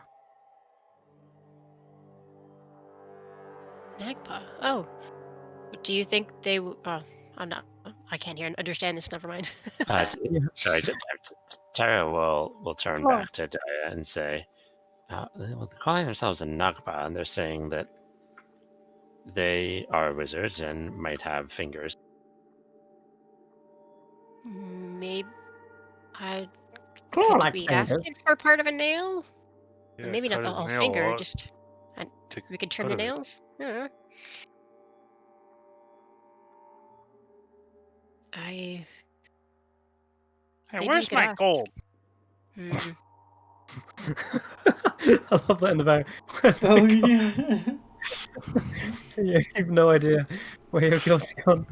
You're starting to think maybe you did get drunk and mugged. Who knows? Shit! Where'd gold go? This is all a bad joke you were taking here, but really, you're just being held hostage. You gave it to Grizz. What? Don't you remember? Why would I do that? Grizz, I want my gold back. What? My gold. Give it back. You gave it to me for the berry. It's mine now. What? You did this to me, Grizz? Oh, No, you did it to yourself.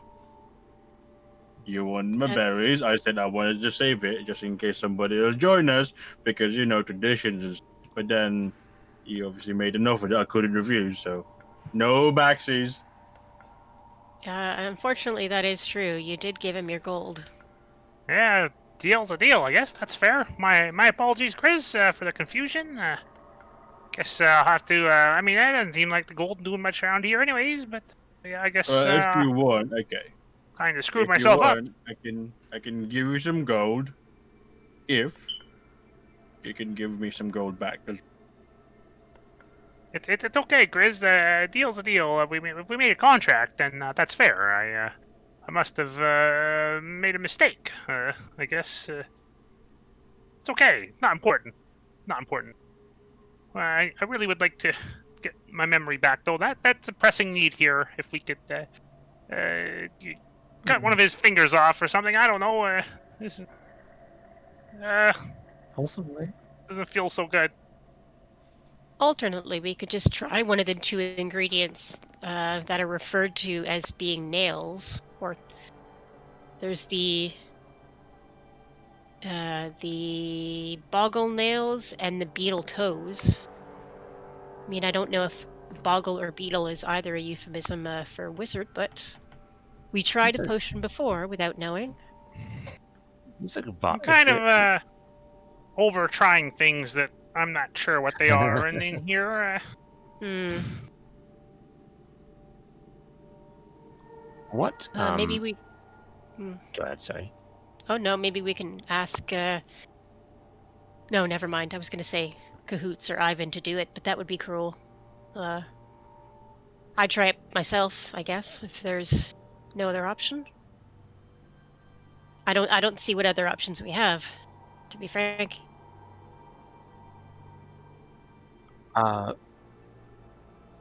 From knowing my past studies, would I have any clue what Finger of a Wizard could refer to that's on this list? Yeah, you can roll an Arcana check. Come on. The thing is, it's all in Sylvan, and unless you speak it, it's very hard to understand. I do speak Sylvan. You do speak Sylvan. Okay, all right. 12?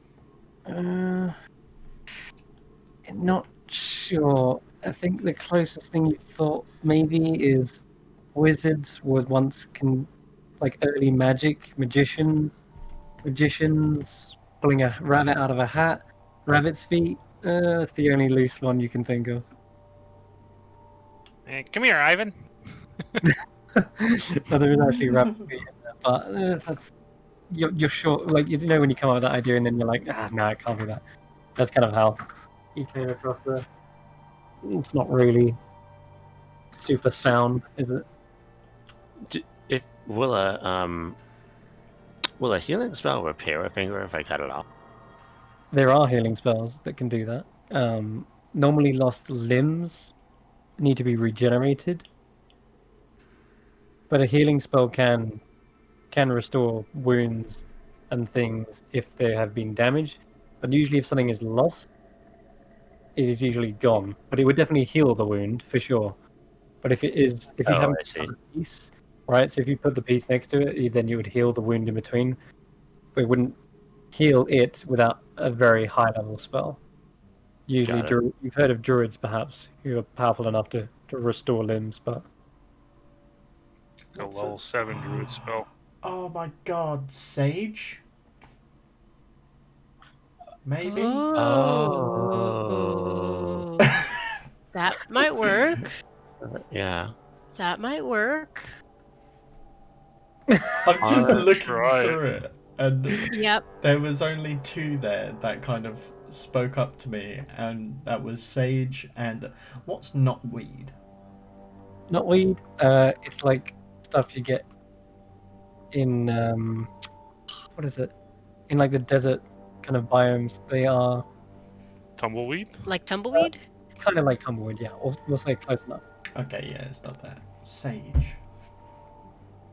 I'll try it. Wait, no, knotweed is something else. Knotweed is like I think it's a Japanese sort of flower. But still, it's definitely not knotweed for sure. Knotweed you can tell just by looking. All right, so you try sage instead, yeah. I'm willing to try it. Ember Okay. probably would be willing. I don't know. He's Okay, so you pull out these Desperate. small little what Wait, sorry. One question. Was Yes. the potion that we made last time magical? yeah, definitely. Tyro will say if we think we can if we take a moment, I can cast identify on. Oh no, shoot! I can't do that. Never mind. Okay, Never mind. I forgot we were looking for the actual thing. Yep. alrighty. Nonetheless, though, I think you've got all the ingredients ready. Just give me a quick run through. Whisker of a beast. You've used Ivan's whisker. Half a crispy lizard. fried newt. Fried Fried newt. Knife ear blade. Elfskin. Finger of a wizard. Sage. Sage. They lack any moisture but still give stings. You said dried nettles. few of those tiny white round things. That's the mistletoe berries. Mistletoe. That Stir the was mix. fish eyes. What? No, it's mistletoe berries. Oh shit, my bad. Okay. Yeah. Good to remember's not putting it together. Stir the mixture with part of a feather. Quincy steps up to the plate. Drinking it will gift you glee forever. So, Feather, yes, Quincy does hop over and offer his assistance as he stirs the pot for you. And eventually, the solution comes to a drinkable state. Who is drinking? And I'll say, as you're making this, actually, who is making this? Because I just want to check. Who's got, like, is anyone trained in like alchemical supplies or herbalism kit or? Why? Do we No, have reason I'm to not. believe that that would be No, helpful? it's just to make how much of it basically. I don't think I have anything like that. No. Just Arcana. I don't have anything like otherwise. No, okay, not a problem. In that case, whoever wants to actually put these ingredients together and do it, you could say one of you is assisting. Well, I So- did pretty well last time in mixing the thing, and it worked beautifully.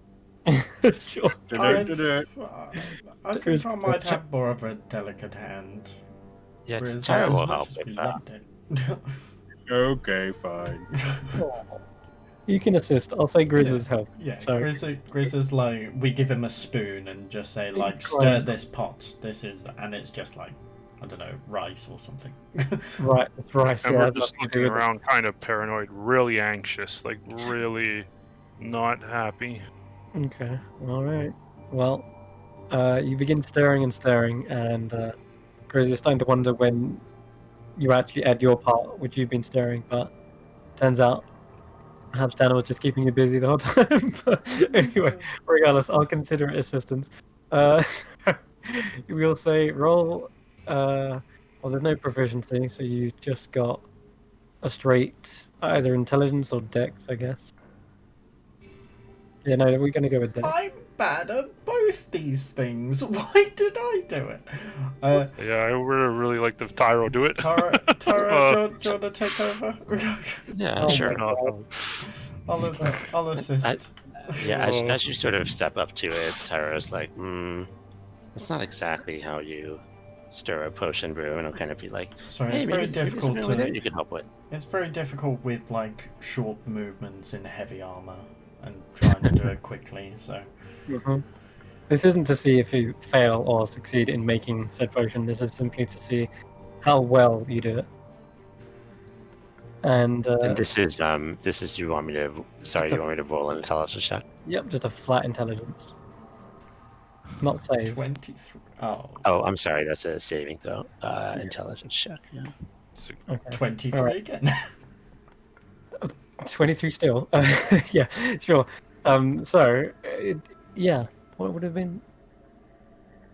I mean, okay, yeah, right, sure. Okay, so you make this solution very well without wasting any ingredients, without causing it to spill or have to redo anything. You make it all in one clean sweep, and you've not just made one potion. I'll say that there's quite a big bowl of it. Like you've made a mortar and pestle's worth full, which is enough for at least four drinks, yeah, at least. So that's what that roll was for, to see how many of you. Because last time when the guys brewed it together, they made enough for everyone in the party. This one seems like there was some limited ingredients available, and of course you've only got one whisker from Ivan, so you're making do with what you have. And someone looks like someone's nipped a couple of mistletoe berries and tried to nibble on them. But anyway, Chris. So anyway, the solution is made, and it is enough for 4 doses. And yes, apparently this potion will give you glee forever. Okay, may I? Tyro will nervously hand you a ladle of the potion.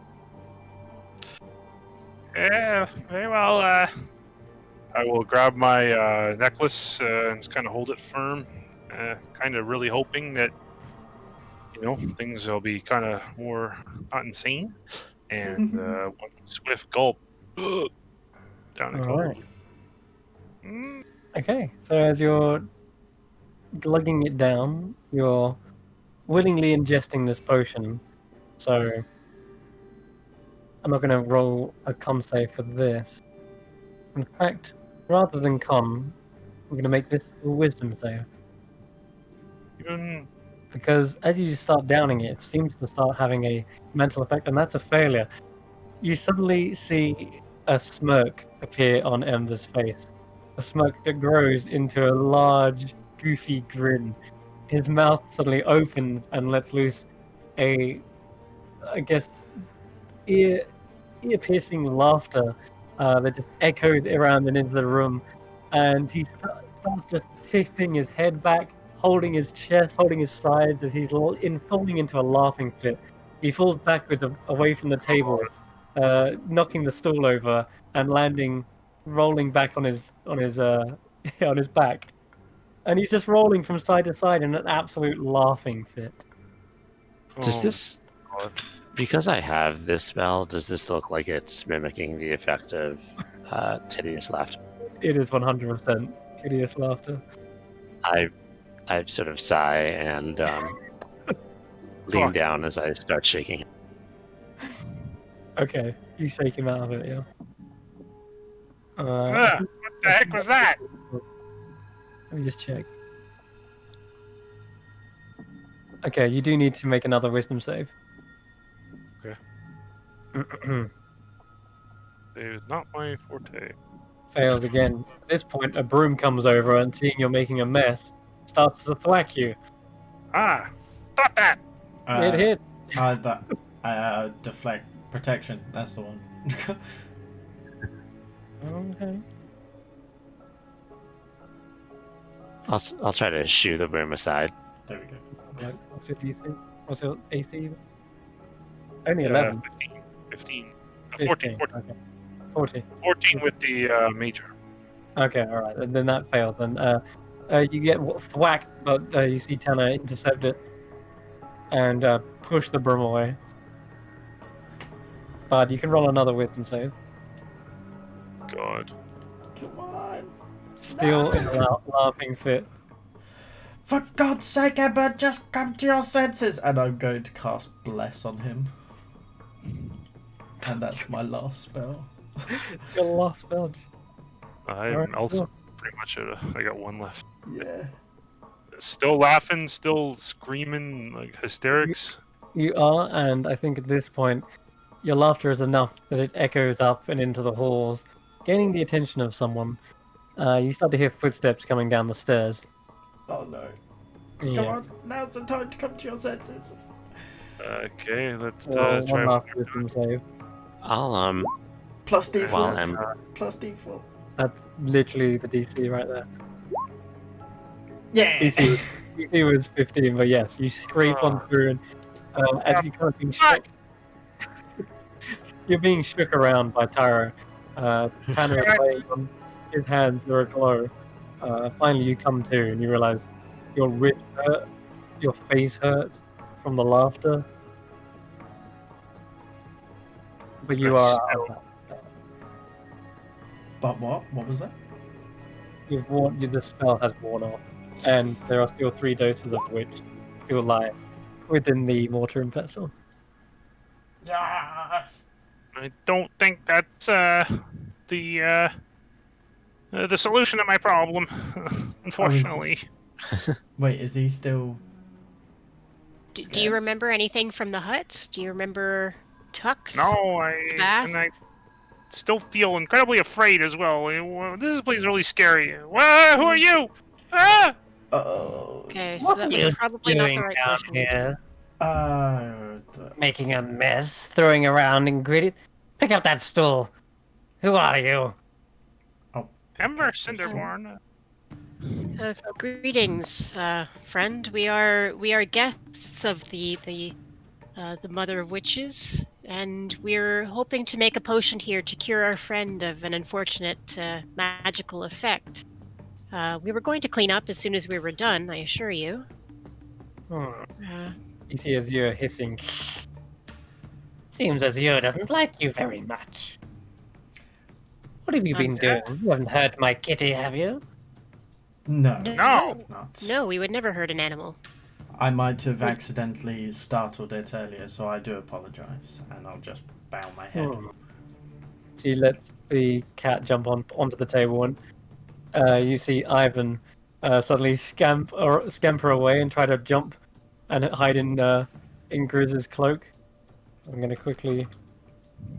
Actually, Grizz, what do? Is you see like Ivan's ducking for cover towards you.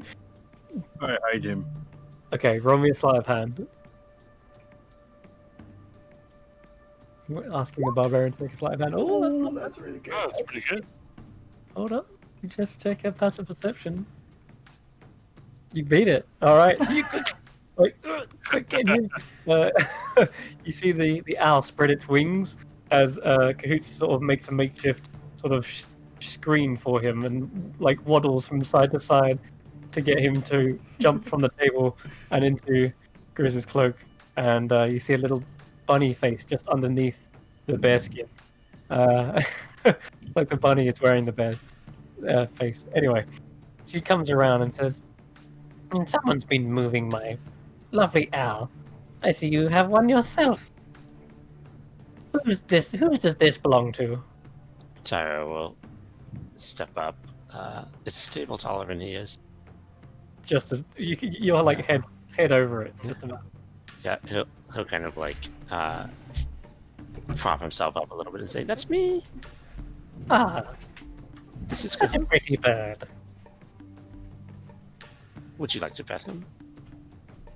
You see, she does reach out a long, old, gnarled hand. Her fingers are bony and dry, and Cahoots sort of grimaces a little bit, but she does stroke the feathers, and you see that the broom suddenly commands to her, and then grabs it out of the air, and starts dusting a few of the ingredients around, and it's like, We need to get this place in tip-top shape.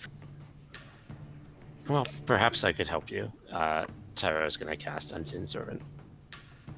Ah, that'll be a good help. We haven't much time. Got to get this place cleaned up. What's the the name? rush? The right? Why the hurry? Yes. Why? Didn't you hear? The bone The witch is queen is returning. Well, that's good, I guess. But in the meantime, I really don't remember much. Who are you? Sorry. I introduced myself, Ember Cinderborn. It's okay, Ember. If you trust us enough, we can catch you up with what you missed. Sure. It's really getting your own memories back of the past few days, just so that you remember what you've done. But as long as you remember your quest and who you are and why you're here, I suppose the last few days we can fill you in on anything you missed. Just about. Yeah, okay. Might be a little better, yeah. I could help, sure. But what was your name? My name is Agatha Gristlegum. A pleasure to meet you. Agatha Gristlegums. Bristlegown. Gristlegown? gristle gum. Gristlegums. And yet she does smile this toothy smile. You see like several teeth have fallen out. Perhaps she's been drinking too much of that wine. But as she smiles and says that, she takes a little trinket out of her. What does she do? She pulls out a small little trinket, and it's too quick of a flash. Perhaps it was like a small dagger or something. But she comes over to this table, and she quickly jabs it forward, striking this bag right here.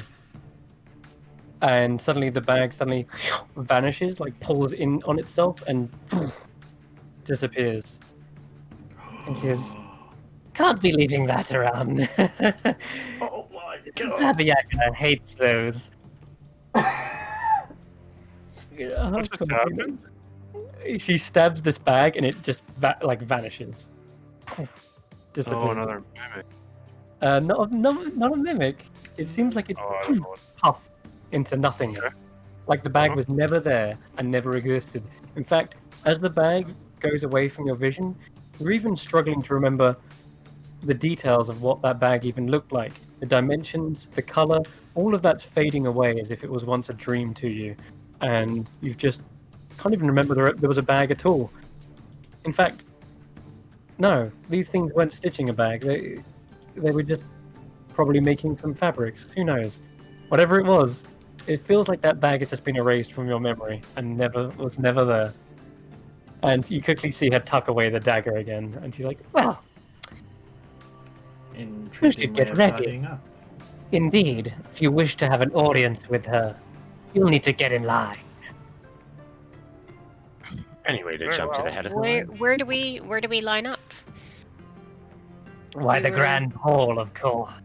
Is that through this way where the tapestries are? Precisely. Ah, Perfect. We have a few minutes, but time is of the essence. Come. Let's get this place tidied up, and I'll try to get you a slot. She's a Tyra very will, busy woman. Daya's gonna help clean up, straighten up some of the potions and ingredients on the table. And I think with that, we're going to end tonight's session because the next part is obviously going to be the one thing we've all been waiting for. Oh, But yes, Cam, I'm sure you can fill him in as soon Fucking as hell. we can come off. But Once we've done the sign off, I'll explain. yeah, absolutely. But yeah, thank you all very much for watching. We'll catch you again tomorrow with Curse Breakers at 7 p.m. GMT, followed by Tomb of Annihilation, Last Resort Company, and again on Friday, Roll for Story at 7 p.m. GMT. Thank you very much for watching. Catch you soon. Bye. Bye bye. bye. So.